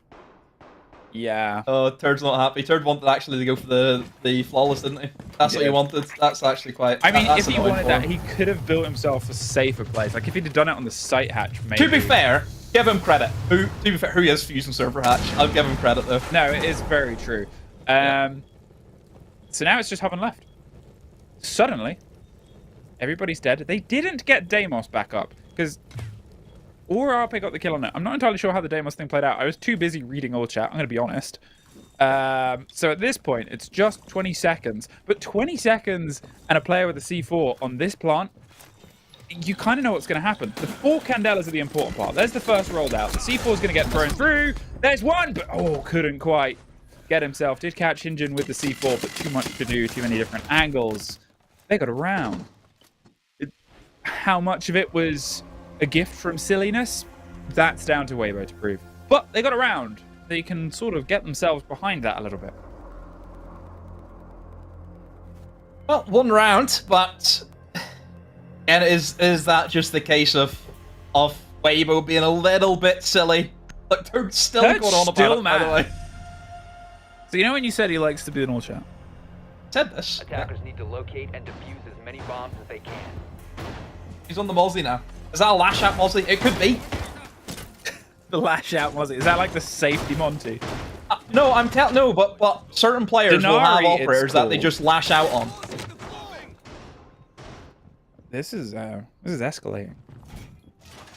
I do like, because what they could say at this point is that we knew you were there. They had no idea. And they had no idea. But if I was being, like, if this was happening in, like, a ranked game or a game that I'm playing, that's what I would say. Is you just say... I've just typed back to her, just move, bozo. Just put that. Yeah. Or I type something willfully confusing, like it was to get rid of the shield. Or the voices told me to do it. 6-1. You get many voices speaking to you? Yeah, most of them just tell me that I'm bad at ranked. Oh no, wait, that's just my teammates. Oh. 6-1. And pretty steady continuation here. No Monty, no Hibana to make the hatches a little bit more awkward. Still got the Kaid up. So you can try and put some of this pressure on towards it, obviously. And, I think it's one of the things about going on towards this site. As I said, the difference will be if they start to play silly. This is way less silly. No shield, no Azami, no Kiba. Play behind the sort of pressure on it. There was a bit of a shield play before, but as I said, no Monty, so they can't quite do that slow and steady take. They've got to be a little bit aggressive, which is why they're onto the Mozzie, why they're onto the playing against this, why they've got the stretch here on open, the cross here from the top swing of blue. The Deimos knows they cannot just throw themselves in, but it's just sort of a tit-for-tat moment here. The shield's picking it up, moving it round, more than ready. There goes the Hinjin. The fuse has been caught somewhere. A C4 maybe? I don't know. It was either a C4. Must be Hoven C4. Yeah, Hoven C4. Hoven doesn't C4. have one. Yeah. That's actually a good double up, by the way. They're doubling up on that Deimos because obviously we would have had the information from Reek saying that there's a guy inside electrical, and Weibo thought, okay, let's push them together. So good teamwork, get that opening kill, and then they've also just decided to run away. They've got that opening pick. They've wasted a lot of utility. They've wasted a lot of time. Yeah, clean and clinical round right now from Weibo. This is exactly what they want to do. And also, that's the nade's gone. How do you get rid of this guy behind the shield on blue? Fuse. Another TK! What? What is happening today? Actually, a blatant TK as well. What's that about? How has he pulled that off? That was like, were they both just peeking the hatch? That beats me. I mean, ludicrous what is going on today. Hoven somehow escapes the wrath of Macy. Macy hasn't quite been able to net that kill here. So 5 versus 3. As I said, you know, with the same sort of ban system that we had before, this was how they needed to play it. Put the pressure on the hatches, slow things down. Once again, we're in that situation. Losing a drone to a Mozzie Pest this late in the day. Now they're going to try and drop themselves in. Smoke canisters are coming through the bounce of the sense wall as Reaps does get caught trying to get the close down from the back, but you do still have, I think, at least one player on the blue side. They can't just send themselves in. They're more than prepped and ready. They have guns in every single angle. They're more for the engagements. There's a trade out, a death out, a drop out, and a Weibo blowout. 7-1 with a sort of asterisk on the one from how it played out from the side of Weibo. Yeah. What a statement game that was. Yeah, you see, just Weibo just turn it on like that. They just do a standard hold, don't they? The open area roam works well for them. That player inside of blue cannot be moved with that shield, and yeah, just nowhere for Shark LFO really to go at that stage. Weibo just so dominant. Should have been a 7-0, probably, but they tried to get a little bit cheeky with it, and they were punished with the 1 round, but still, what a strong showing, 7-1. Well, as we all quit the same way in a rage moment, single kill coming from a fuse charge, we're going to go to a quick break before we're back with our final game, the first playday.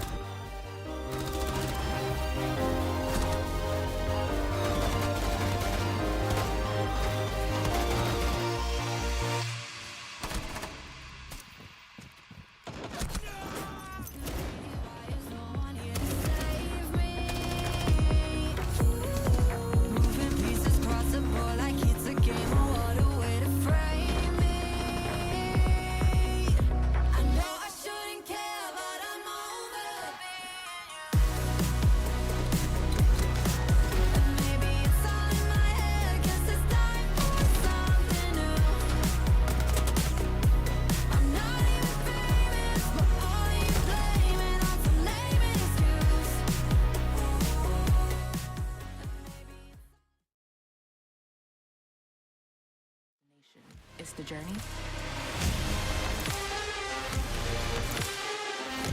And the journey of 1,000 miles begins with a single step. And you know what? They're right.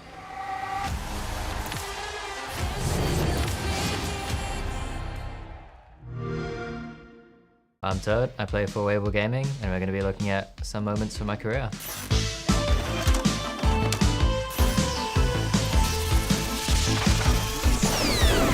That's why it's so interesting seeing how this one builds up. Third's going to start things out on with Iconic, and that's the Valkyrie offline. All right, so we get it, we get it, we get it, bro. Jeez, this is just kind of excessive. Sheesh. I remember that event, we had Julio as our coach, and he was telling us about like the freebies basically. And I remember we VODed them and we saw 2 different freebies. There was like one on Clubhouse and one on Chalet as well, where Iconic would do this. So, you know, when you walk in and you get a freebie exactly as prep, it's like one of the best feelings. And I knew he was gonna be alone, so I just hit him with a cheeky mag dump quickly, you know, getting his mental. Freebie is like, when you know what team you're gonna verse in advance, you're always gonna go back and watch their VODs from previous games. If you can isolate a solo player, or you know what a solo player is gonna do, and you can get a free kill, then that's a freebie. I think SI24 was our 2nd LAN event as a team, but our first SI, and we had like the group of death. We had M80, Liquid, W7M who won the event, and VP who came 3rd. So we already knew we were going to like the group of death, and we knew, you know, we're just a shitty team from APAC, so we went into it with no fear basically, nothing to lose, and we just played our hearts out. And yeah, we weren't discouraged when we lost rounds, we weren't discouraged when we lost maps, and we just keep playing. I think that was probably the peak of like the positive spotlight from the community. We had, you know, Joel the Fish. We just came off a really good run in Atlanta, just the event before. We had Brazil. We had Julio, Brazilian coach in Brazil. So I think in terms of like community spotlight, it was all positive for us at that time, which was really nice to play with. So Julio was like also a world champion as well. So, you know, he would help us with mindset in the LAN event itself. and also like the strategical stuff within the game.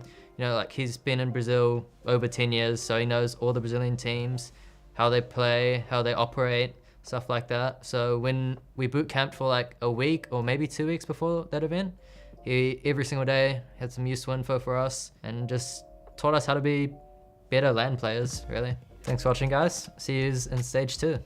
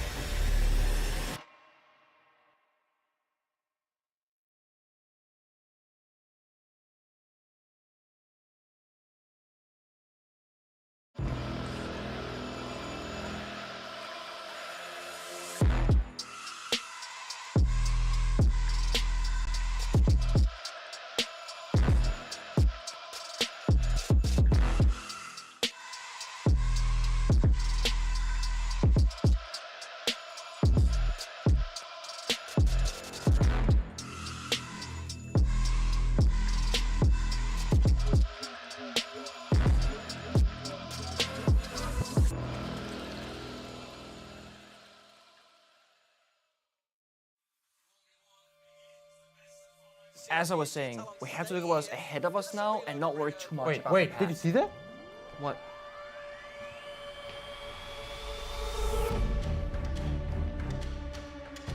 Wait, what is this doing here? Whoa, what the hell is going on? Guys, we need to go. Jess, what are you doing here? We need to go now.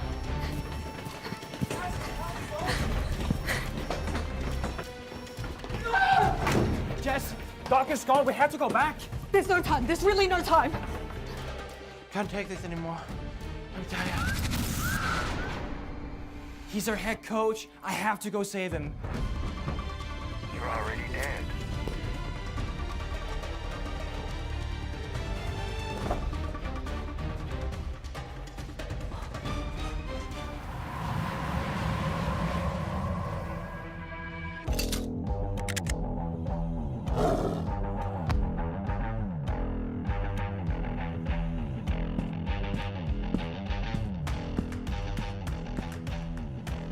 There's no escaping now.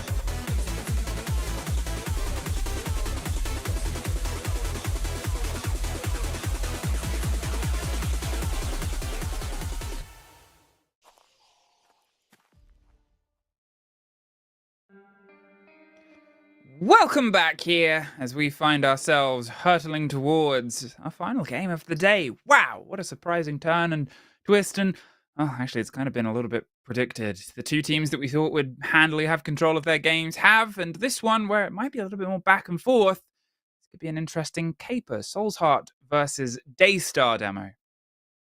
Yeah, we're going into, I think, a game where I wouldn't say there's necessarily a clear favorite. I think this is certainly one where, take your pick. I think there's arguments for both sides to kind of say, okay, who do you think is going to win this? I think, obviously, for Soulheart, you think about that team. It's the other Thailand roster. We've got some players in there that we would know, such as I9. You've also got Mr. Punch in there. I9 for me is the big player. I think he's been a standout inside the Asia region for quite a while. Obviously, we'd seen him over towards Fury in previous iterations. But here he is with, like I said, the other Thailand roster. Also, the coaching staff as well. I mean, we have to mention they've went German-orientated. They've got Schmitty and also Reisel, two players from our region. Or two coaches, did I say, sorry, from our region. Yeah, obviously we'll see how it sort of translates in towards the game itself, and they played at their best in some of the playoffs, really. They almost took Weibo twice, 2-1 showings, including long drawn-out games, but their opponents, Daystar, are the ones that have to see if they can shine just that little bit brighter. The last time these two teams met was in those playoffs, within the league sort of capabilities, and it was a 2-0. For the sides of, obviously, Soul's Heart. They also took them 2-1. They also took them 7-3 on Skyscraper during the league. They're sort of up against it. Even though both teams ended on the middle of the board, Daystar, unfortunately, don't really shine in the showdowns here against Soul's Heart. It's going to be a big uphill battle to see just where they've come to, where they've upgraded from, where they can go to next, and where are we going to next? Becomes that eternal eventual question as we flitter and flick through all of these bands back towards Nighthaven Labs, which, well, when these two teams did meet on this map, it was a 7-3 to the side of Soul's Heart with a very strong 5-1 attacking opening half demo. So going back to Labs here, bit of a risky choice for Daystar. Yeah, it is. This is a good map for Soul's Heart. They also beat Fury inside the playoffs on this map also, so yeah, it's going to be a lot of pressure here in Daystar. You're taking a team who obviously can play Labs very, very well. Two Labs. And also, like you mentioned, there's a history there. There's a record there that Daystar have kind of struggled in the past up against Soul's Heart. But I think there's something that they can learn from the previous two series that they played against them. And I think the fact that they're going back to Labs obviously tells us that they've worked and stuff, and they're ready to go to Labs. They're not schmucks thinking, oh, how we ended up in Labs again. I don't think that's the case. I think this has been a thought-out process. I think they've wanted to go here. I think they've got something up their sleeve. Well, what do we have up our sleeve? The game demo immediately hurtling our way in, and there's expectations, I think, on the side of Soul's Heart. We have seen today two very, very strong performances from two teams we expect to be at the top of the board. And we know how this all shakes out and plays out. And when we start to progress ourselves, obviously, towards playoffs, towards that eventuality of fighting your way through, well, only two of the teams, I believe, will get themselves towards the chance of the major qualification, the chance of very precious SI points. It's going to be two spots, two rides. You want to be keeping that pace. And Soul's Heart, being that technical third place team from last time, a lot of pressure currently on their shoulders. So, we have Soul Heart on the attack, Daystar on the defense. In terms of bands, there's a little bit of a different band coming in from Daystar. I've actually seen the back band come into play now. Obviously, an operator which we don't really see be targeted in terms of the banning phase. We would argue that there's a lot more stronger operators. Currently in the meta, you think about any form of hard breacher. Obviously, Blackbeard and the shields are going to be another one. One of them has been thinking about that being the multi, but yeah. I would say that's going to be used for the verticality, not in terms of going from top down. It's going to be going from down top, the other way around. If you think about this bomb site, for example, there are a lot of positions that you just cannot sit in if there's going to be a buck downstairs pestering you. Think about Pillar, for example. You can no longer play in that position. So taking out that operator will have much more of a cleaner kind of hold whenever you're looking at this bomb site particularly. It's not going to have that much of an effect whenever you get in towards the basement because there's still operators like Ram, for example, which you can bring in. But certainly for this bomb site, yes, it is going to make these turtle positions a lot stronger now for Daystar if you don't have that option for the buck going below.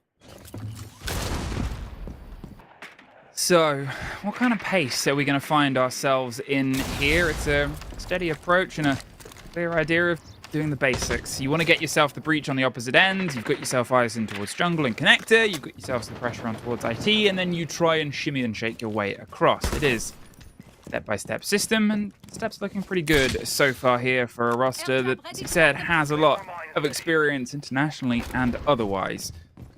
They'll get themselves the pressure across, jabs to keep themselves a bit clear, and then pick up sticks, move off elsewhere. As I said, this is the next bit. Scatman needs a bit of the help getting the lead in towards the IT breach. There is still the smoke underneath as well, so you can't quite curiously lock it off. They're going to try and charge against it, but you can't catch both. Get out of there before you find yourself. There was a second where he looked back and was tempted with the idea of it, but as I said, book for book, blow for blow, bar for bar, perfectly put together here. But what can you make of it now?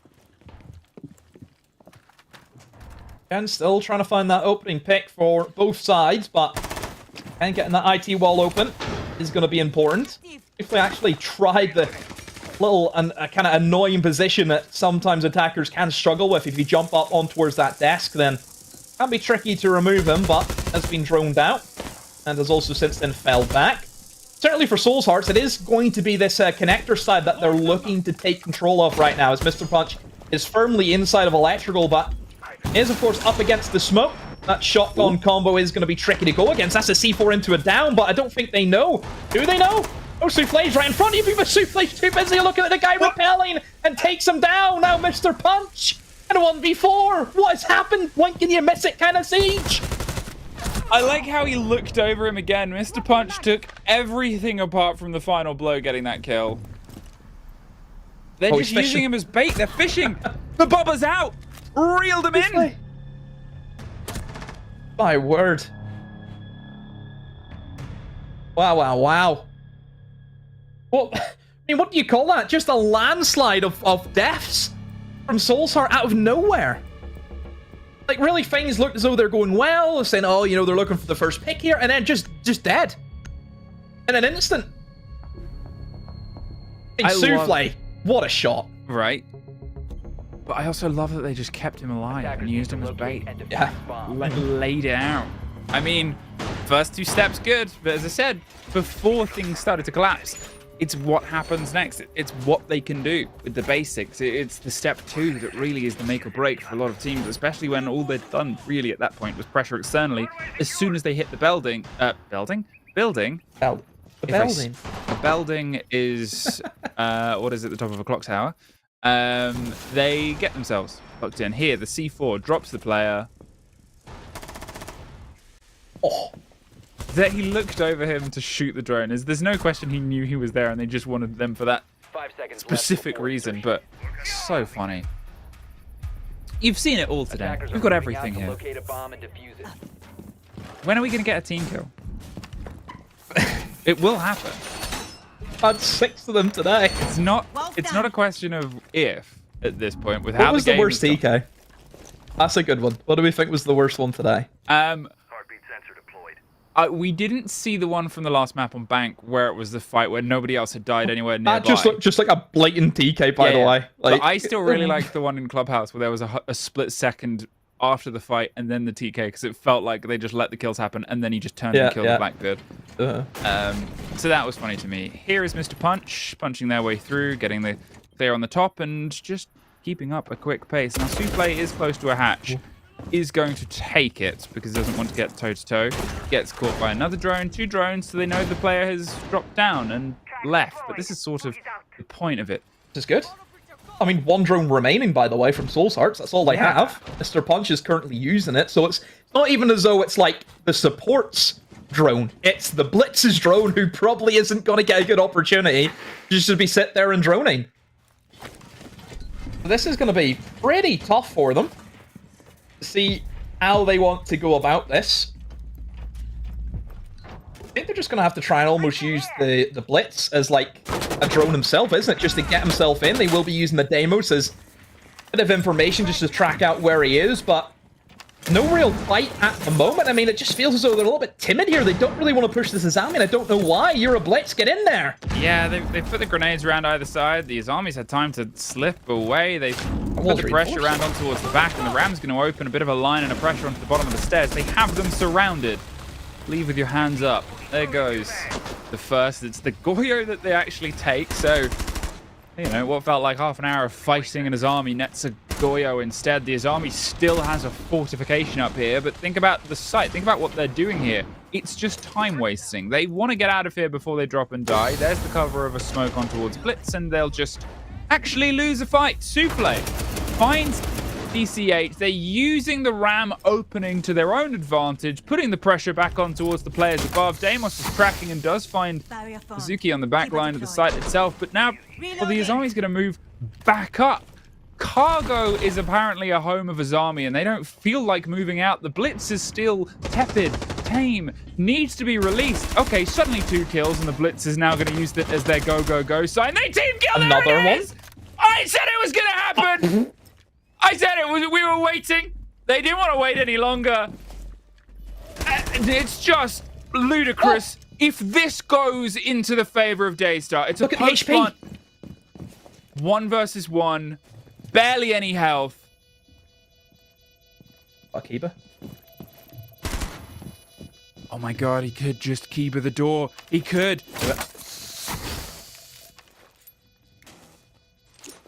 That won't pop in time, will it? Oh, just. 17 seconds. Has to swing for the fight either side. He's running out of time. He's going at it with the Deeg. He's not got enough time, Scatman. Demo. I can just make noises. That's what that round's done to me. Another one. Another one. I've never seen a day like it for team kills. Never. Absolute insanity today with the TKs, and he almost won that. I mean, the shot onto the Deimos who planted as well, you're thinking, the stars align, but the one nade, thankfully there was an nade, because if there wasn't, oh boy, where would that have went? You really don't know, but still, a close round.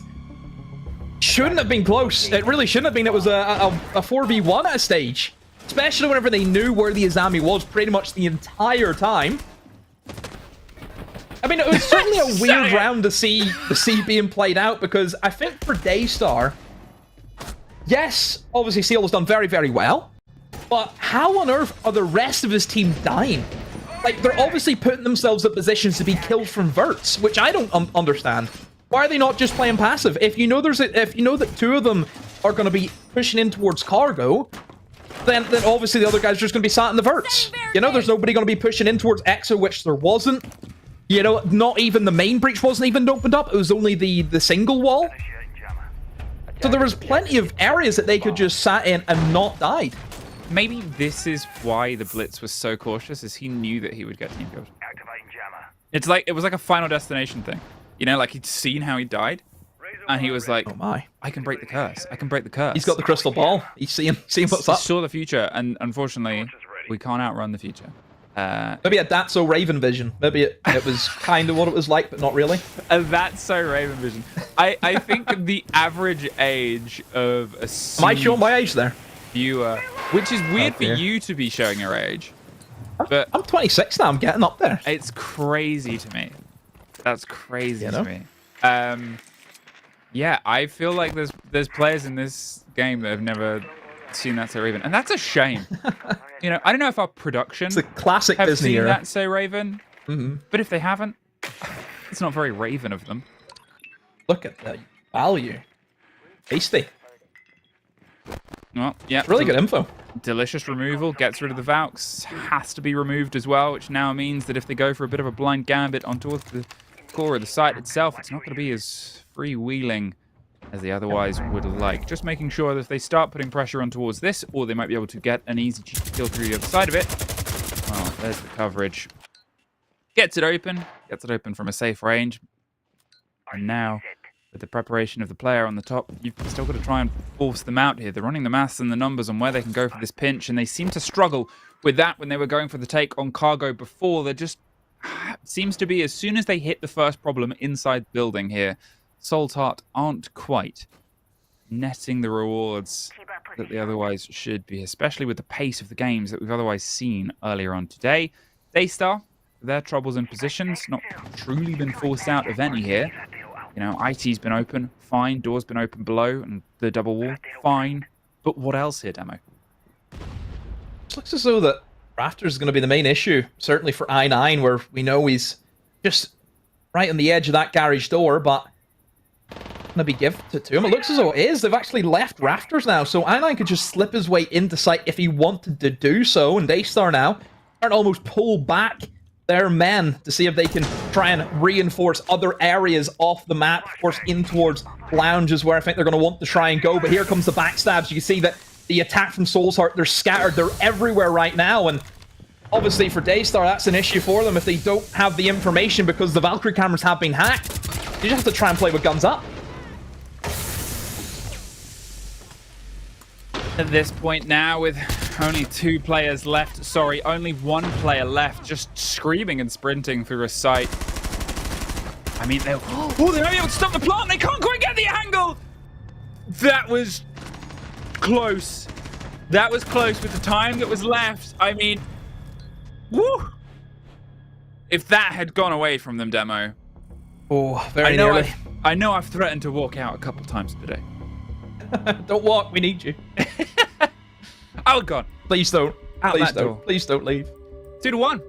Soulsart, they get that one, but it was so narrow, and I still have concerns about the timer. I still have concerns about how long it's taking them. You understand the attack that they're going for. You know, Brava being able to move in and take out their eyes, being able to hack the Valkyrie cameras. And I think as soon as you take out one of the Valkyrie cameras from one of the bomb sites, that is the bomb site that you need to hit. All of that was kind of orientated towards cargo. That's where they wanted to get themselves into. They forced out players away from Catwalk by opening up IT Breach.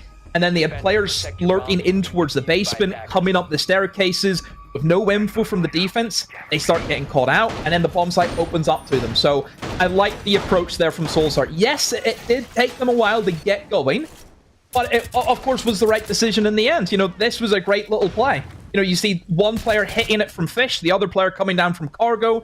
You are having those pinches where you're not allowing those defenders to kind of have just those one-on-one engagements. You're always putting them in the position where they have to fight the 2v1.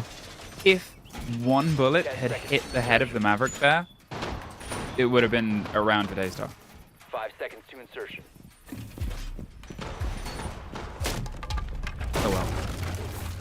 We don't live in that universe. We live in a universe here where we rotate our way back round on towards the only site that Daystar have won so far. Yep.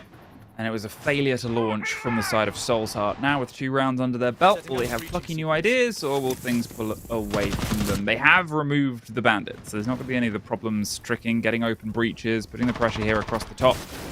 But, well, as they steady on, find their way through, they also don't have the Dockerby to give themselves what is that nice early engagement lead in, that control of players. It means Daystar can be a little bit more sort of exploratory of the map itself.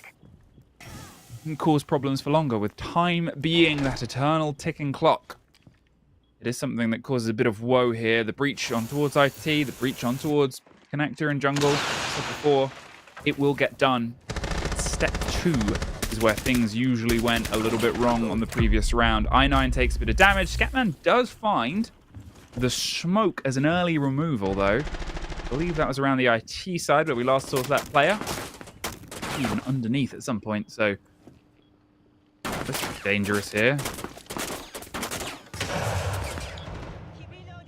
I wonder if he's going to go for it. It almost feels as though Joe might go for the jump out, but Noah's since been droned out and just pulls back to the safety of electrical. Goes the bees, but he is on that trusted mute jammer, so he's not going to be spotted out by them. But certainly Daystar right now are on that back foot, as we can see. But overall, right now for Soulsheart, it's looking a lot better than last time they were up here.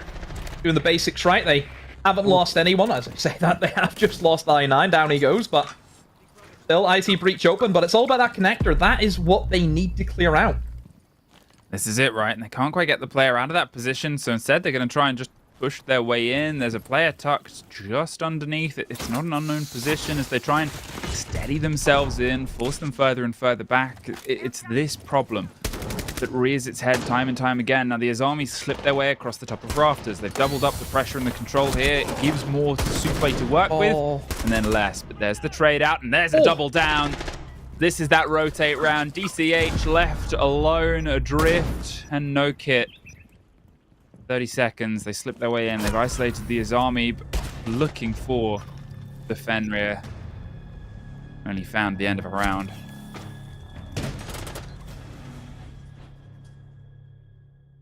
Bit of a struggle there from Soulhearts whenever it comes to that top floor. Hasn't worked out all too well for them, but I suppose the good thing is, though, that's it locked out. They don't have to attack that top floor. And I think this is the worry for Daystar.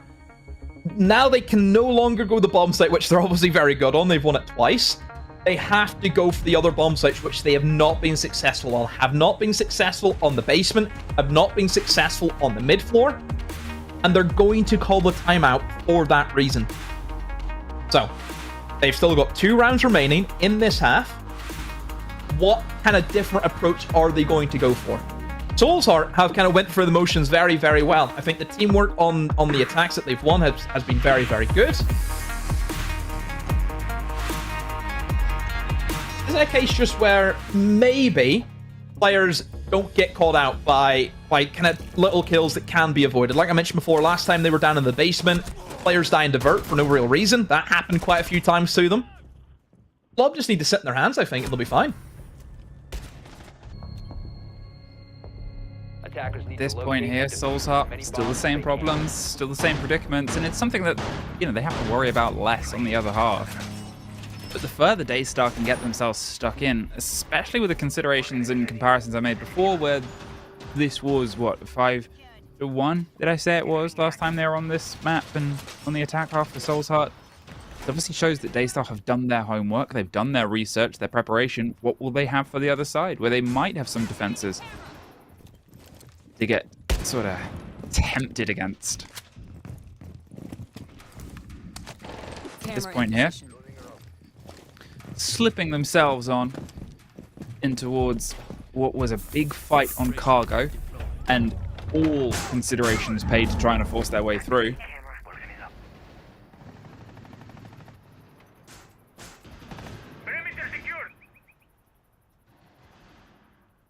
I mean, there's a little bit of roam presence.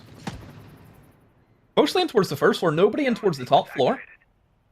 And also, I think the roamers are pretty separated from one another as well. I mean, I wouldn't say that there's a massive influence in let's play together. It just seems to be go and do your own thing, guys. That's really it. I think there's always like this consideration with some teams as well of, you know, how do you approach each other? Do you sort of take the wind and ride it and see where you can end up? Do you think that's something that could put the pressure on? Against slow, coordinated teams, sometimes it's good, but it's also puts you at risk of being pulled out and having pressure put on. Talking of a risk, how long are they going to sit there? Until they get droned. If they net something from this, I'm going to be fuming. 24 drones remaining. One of them needs to drone out control. I think actually the Mozzies has helped them quite a lot as well. I mean, it's one thing about that operator is the gadget is very, very strong. You get 4 pests. That's a lot of drone denial. It really is. This is where now you're starting to reap the rewards because of that. However, Mozzie has been targeted by the Deimos. That means the jig is up. They know where he is, and if he can try and get back to site as quickly as he can. Oh, never mind. Seal! Great little shot on the Scatman before Mr. punches in there and gets the trade. Still, for Soul's Heart, it is going to be a 3 versus 4 situation. And look at the time, it's not with them. And they're still struggling with their own game. Souffle finds one. Changing max. Off doing their own thing, netting rewards against coordinated teams. It's just read well of the problems here that Soul's Heart are coming towards this game with and operating around it. Daystar have to give credit to how they've been able to tick all the boxes that they need to in these moments. And yeah, it's, you know, Soul's Heart got 2 rounds, but they got real close. There was only really sort of 1 round where they had things and it came down to a 1 versus 1 with a bit of team killing and silliness, but you still get from a 4 versus 1 to a 1 versus 1. Then, at this point, putting pressure down on towards the site itself. There's only 2 of you. They've pulled back. Daystar, they've stretched themselves. You can see they're at the bottom of Exo's stairs. And you don't see them for very long because they kill everybody that tries to slip their way with the crossfire from Exo. Very, very well put together there from Daystar. Yeah, much better from them. Finally, they've been able to win a defense that isn't that top floor. Just the roam game was much better. I think time management, you have mentioned it before about how Soul's Heart is really, you know, playing with fire almost with how late they kind of leave the rounds. I think this was a great example of where time could just be such a massive issue. You know, a minute 15 and they still hadn't dealt with the roamers. I think that's where the kind of alarm bells should start ringing, but just didn't hit for them. So Soul's Heart losing that attack on the basement where they were previously successful. But now it does mean that Daystar, they have to go for the mid floor. This is their last bomb site that they could have picked. That or kitchen, but typically storage is the bomb site that we see played over that kitchen. It's because kitchen has a few more issues, mostly with a window that goes directly into the site, which never really helps. Still, here we are on that mid floor. I think for Soul's Heart, what are they going to do differently? Because obviously this roam game was an issue for them. You would like to see them try and deal with that a little bit better. I think maybe, does that Dokubi ban come into effect now? Because I think the Dokubi was almost kind of gliding past the issues of not droning where roamers are, which obviously we just seen that. They didn't drone, they didn't know where roamers were. The Dokubi can almost be a bit of a lazy answer to that. But if you don't have that, then you have to put in the hard work.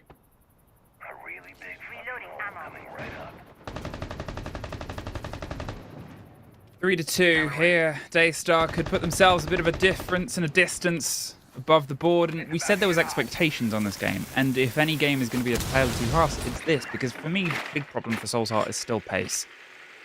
And that is something that is under a spotlight on your attacks and slightly more forgiving on your defenses, if not defining for some teams in some rounds here. Quick pressure through the middle. Remember that they, you know, yes, they got the plant down. Yes, there was a pocket full of seconds and a single headshot. Could have sent this the other way around, but it didn't happen. All Daystar have found improvements the same way that they have on the previous rounds, the same way the 2 that went away from them. Could they flip those into 2 results and rewards instead? Here, ready for the breach across the top. And more pressure, but at this point, you need Daystar almost to give Soul's Heart an engagement, right? Which they're so not open to do. They're happy to roam. They've played themselves in some off-the-piece locations, but they're not just giving them fights. Yeah, that's it. They're really forcing Soul's Heart to do the work, aren't they? They're really making them say, you guys have to play Siege against us. You just can't coast through it. So Daystar, yeah, it's impressive right now the way that they've kind of laid things out. Still got a firm control off that garage, and well, if you have that Raster's control, then nobody can really work their way in towards cargo or in towards storage from garage. Still got the verts as well, which needs to be assessed. I mean, they need to go above. There's no 2 ways about it. Soul's Heart needs to hit these roamers upstairs, but they just don't look as though they want to do it. It's the last thing in the world they want to do, but I hate to break it to you, fellas. You need to put on your big boy pants to get in there. I mean, it's still just, you know, we're sitting, we're waiting, but what for? They're playing the smoke canisters. They haven't given the engagements. Souffle, about to say, still has control of cargo. Still does, actually, technically correct. But at this point, you know, now you don't have to swing around. You're about to just try and push yourself into a box, but you have no control elsewhere. And I'm not really sure what's falling apart here for the side of Soul's Heart, but that is evident of everything. Just drifting your way in. They're sat freely on the stairs. They want to hop out for the last kill. Daystar have grown and grown and grown in confidence and strength. And that's about to carry them through on towards the second half. A 4-2 half here with 2 rounds quite early on there. Remember at one point Soul's Heart were, what, 2-1 up? Yep. And the timeout worked really well for them also. Timeout was called. They get 2 rounds from that. So good work from the coaching staff. And Daystar set probably where they would want to be. A 4-2 half on Labs is good. Very, very good from them. And now they have to go on the attack. Soul's Heart on the defense. See how the bans play out. And like I mentioned before, on Labs, very similar to kind of Clubhouse, hard breaching. It is what you want to remove as much of that as possible. Down goes the Thermite. Down goes the Cade. Poor little Cade. It feels like Cade has been hit a lot, isn't he? He's probably like, he's got to be like the top band defender, isn't he, at the moment? I mean, on certain maps, yeah, it's just too usable, right? You're looking at a map like this, you're looking at a map like Clubhouse, you're looking at a map like Bank, the maps that we've had today, you're looking at Hatchplay, you're looking at cemented positions. Yep. If we're playing, you know, Border, if we're playing Chalet, Cafe, there's places to play Kaid Glaw's even fine. Chalet, I think Chalet you see in banned as well. I think about Basement and like offshore stuff. I think he's really good as well. There's ways, but I think it's less like there are teams that have built ideas without Kaid around, if that makes sense. So it's sort of like for the maps where it's all about breaching, isn't it? That's where there's no Kaid allowed. Yeah. So I'm just almost having a whiffage. A very, very quick round, and outside of the Bank map that was played between these two teams. Oh, and also a bit of confidence. Right, okay. I was seeing if this was the first time that Soul's Heart had been down at a half. Daystar, it's been a little bit back and forth, even though Daystar in league play and in playoffs last split were not able to take a series against Soul's Heart. This time in a best of 1 setup, they might be about to find their first total win at the end of it. You just need to try and keep that momentum, keep that pace up, and, well, the side of Soul's Heart, yes, they've drifted off the sort of scale of things, but that last round was the worst that they'd played. They need to really refine some of that early energy they had.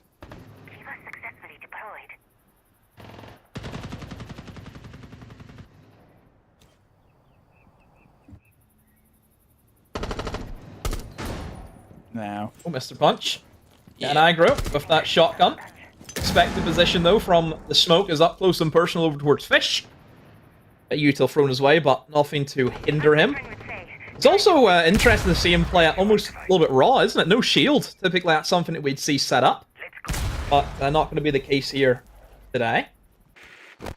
Daystar just slowing things down, doing the basics right. They've got the Habana, where I hope the Habana trick has been done successfully in it.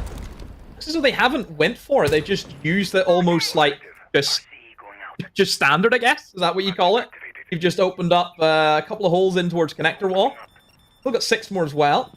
I want to try and use them somewhere. Don't know where, but we try and look for something.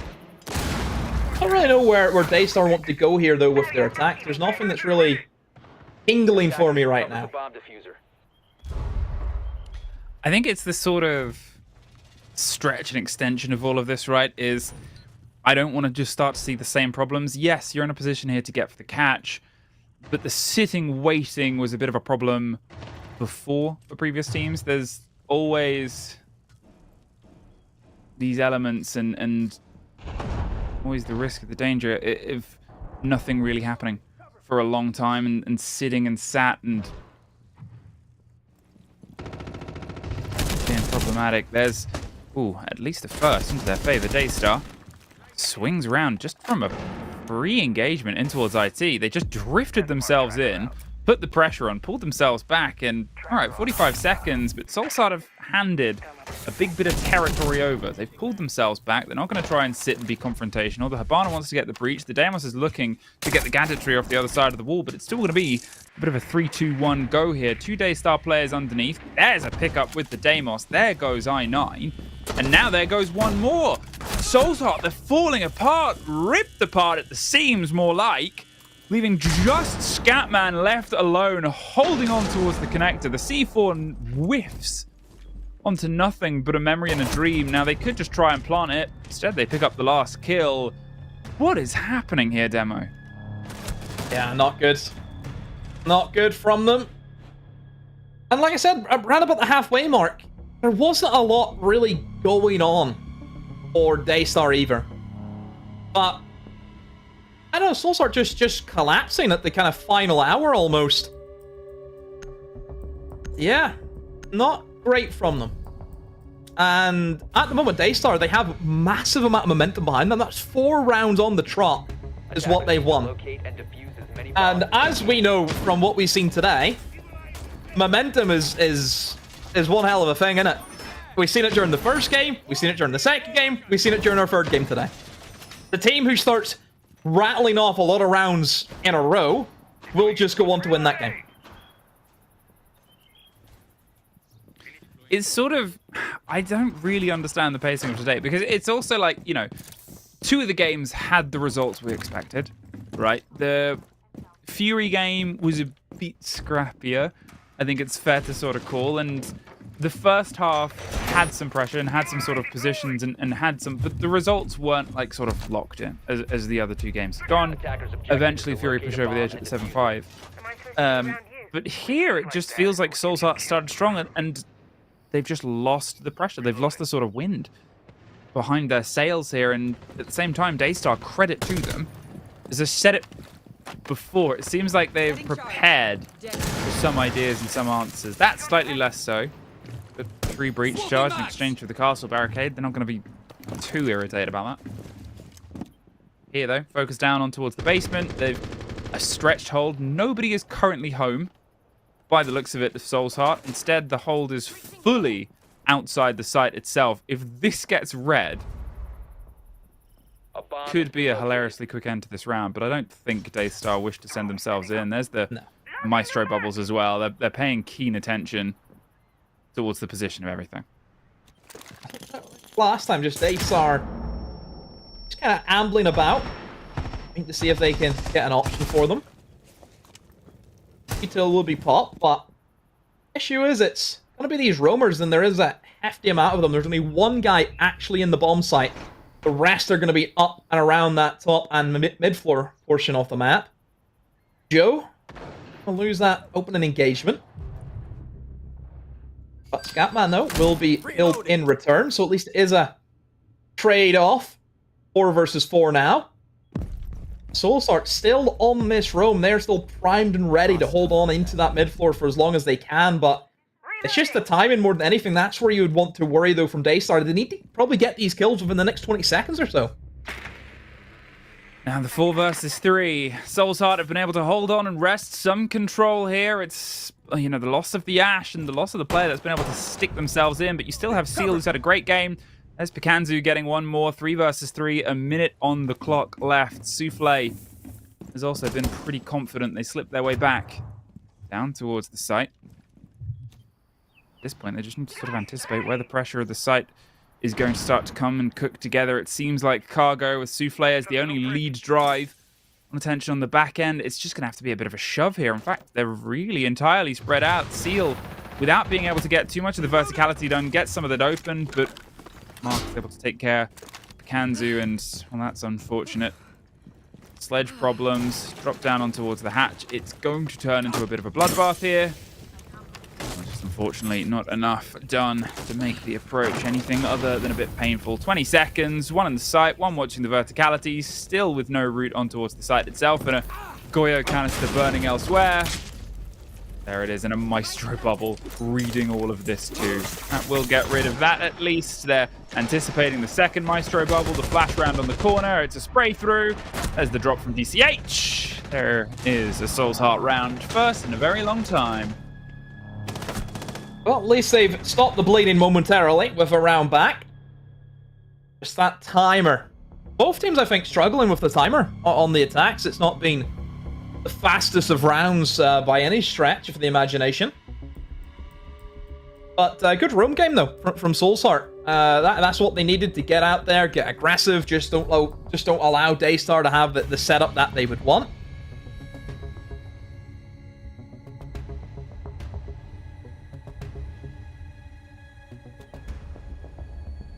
Attackers need to locate and defuse bombs. 5-3. I think the thing there for Soul's Heart is it was encouraging in some manners. There was obviously some sort of situational growth there. They were able to cut down Daystar. They were able to sort of play a game that was their game as well, which I think is rough to do, right? When you're against how the game has otherwise gone for you, when you're sort of sitting 5-2 down, to then play a full stretch, to anticipate wanting a longer stretched out game. Yeah, it's a way of holding this map, but it still takes confidence to make a play like that where you want these anticipations and then, you know, the control to drop back down altogether. Maybe they'll start to lean into it, remember a little bit of what they're capable of and where they were knocking. Daystar, they're still only one round away from an OT, taking some scrappy points against a team that has otherwise never let them have them.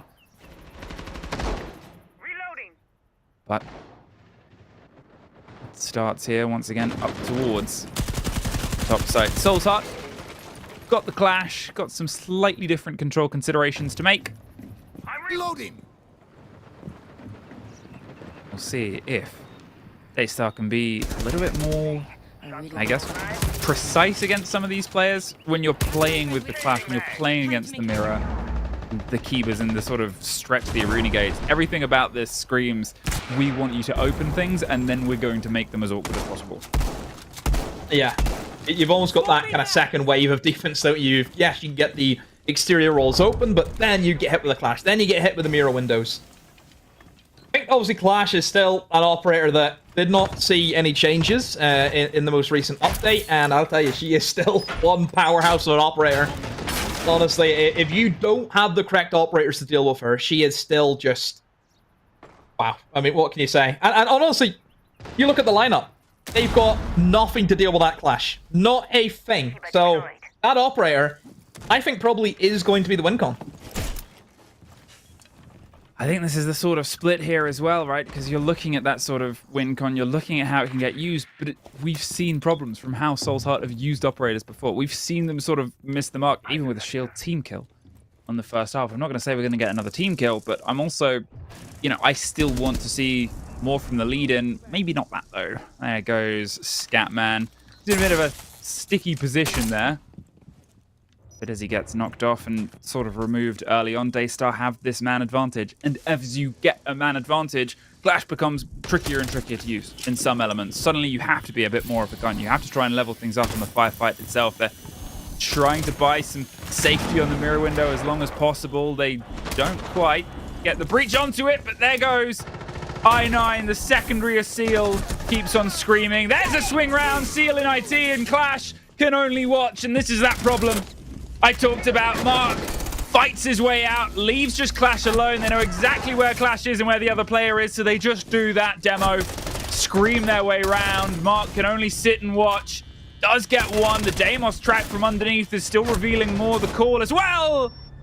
Daystar turn it tonight and blind and just buffer their way across as it's seemingly Soul's Heart are fumbling around in the dark. Oh, that's a tough one. I certainly feel as though the guys over towards Connector side, I think they held their own. The guys over towards Garage, though, over towards IT, have really let it slip. I always think that bomb site, you've got the two sides, don't you? You've kind of got Garage and IT and Fish, and then you've got the Connector. And if one side falls, the other one just... They can't hold both of them up. I think that was really, really tough there for the Clash, for the Mira. They done their job, but the rest of their team just died. Just got picked off. And then once that bomb site gets opened up, it's so difficult then to turn tail and fight the other side while still having pressure from your own side at the same time. I mean, the split pressure from Daystar, though, is very, very impressive. You know, they've got players everywhere, but even just little needless kills like Scatman there. For what reason? Did you need to peek? No. Once you give control to that side of the map, it's so tough for the rest of your team to really pick up the pieces. 6-3 Daystar lead. Daystar in the driving seat. If I'm not mistaken as well, Emmy, are you not the only one who's predicted Daystar to win? I am. You've been keeping that close to your chest, haven't you? Yeah, well, I thought if it got said, it wouldn't happen. Are you brave enough to say it now? Celebrate an early victory, maybe? I mean, Seal is doing tricks with him. Like, what are you paying him, fish? Yeah. Like, he's doing like, ooh, ooh, ooh, or whatever the noise the Seal makes. I don't know why the circus Isn't it seal. ARF? Don't they make an ARF noise? Well, yeah, it's ARF. ARF, ARF. Yeah. Yeah, I mean, I've predicted Daystar and Daystar win. Sometimes I have a vision. Sometimes it's that I fill out a prediction graphic as soon as, like, first thing I do when I wake up. Blurry eye vision. Blurry eye vision. I actually asked if I could. They were like, "Oh, can we have photos and this?" And when they asked that, I was like, "Can I have a photo that, like, how professional is professional?" Because I wanted to have like a silly photo. And they've used a professional photo. I sent them. Well, I put in the one where I had an orange face, but they said maybe pick another one. Yeah, well, I sent one of me in full plate armor and chainmail, which they didn't use, unfortunately. Lo and behold. Lo and behold. I am so excited, like, because I do obviously all this combat stuff now, and one day I'll convince. Tactical Modern Warfare game that is Siege. And you've sent in as though you're applying for For Honor. Yeah. And one day I will convince us to do content around it. And I will sword fight you all. Or an axe. Or, you know, or a polearm, whatever. Or a flail. Choose your tool, choose your weapon. Anyway, Daystar. 6-3 up. They've taken the time out. Seal has been phenomenal throughout this. Just keeps getting kills. It's almost like the how do you solve a problem about this kind of character. They're ready to hop in here. Mr. Punch playing a very aggressive setup here directly above. But, you know, think of the site that we're on here. They didn't want to go back above demo. They didn't want to take the other mid-floor site. Playing kitchen. I think they're bunkers. And this hold, I have never seen somebody try and hold meeting. That is just, it's not feasible to hold that area. There are two windows that just look into that. And yes, you have an Azami.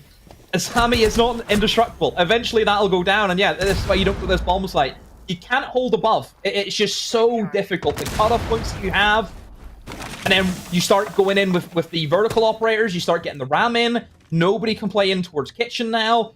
It's just so rough. Wait till you see what happens to Scatman once these ram drones get sent in. There's just going to be nowhere safe to sit. You still got that exterior window that somebody always needs to be sat watching. So that takes another man out of it.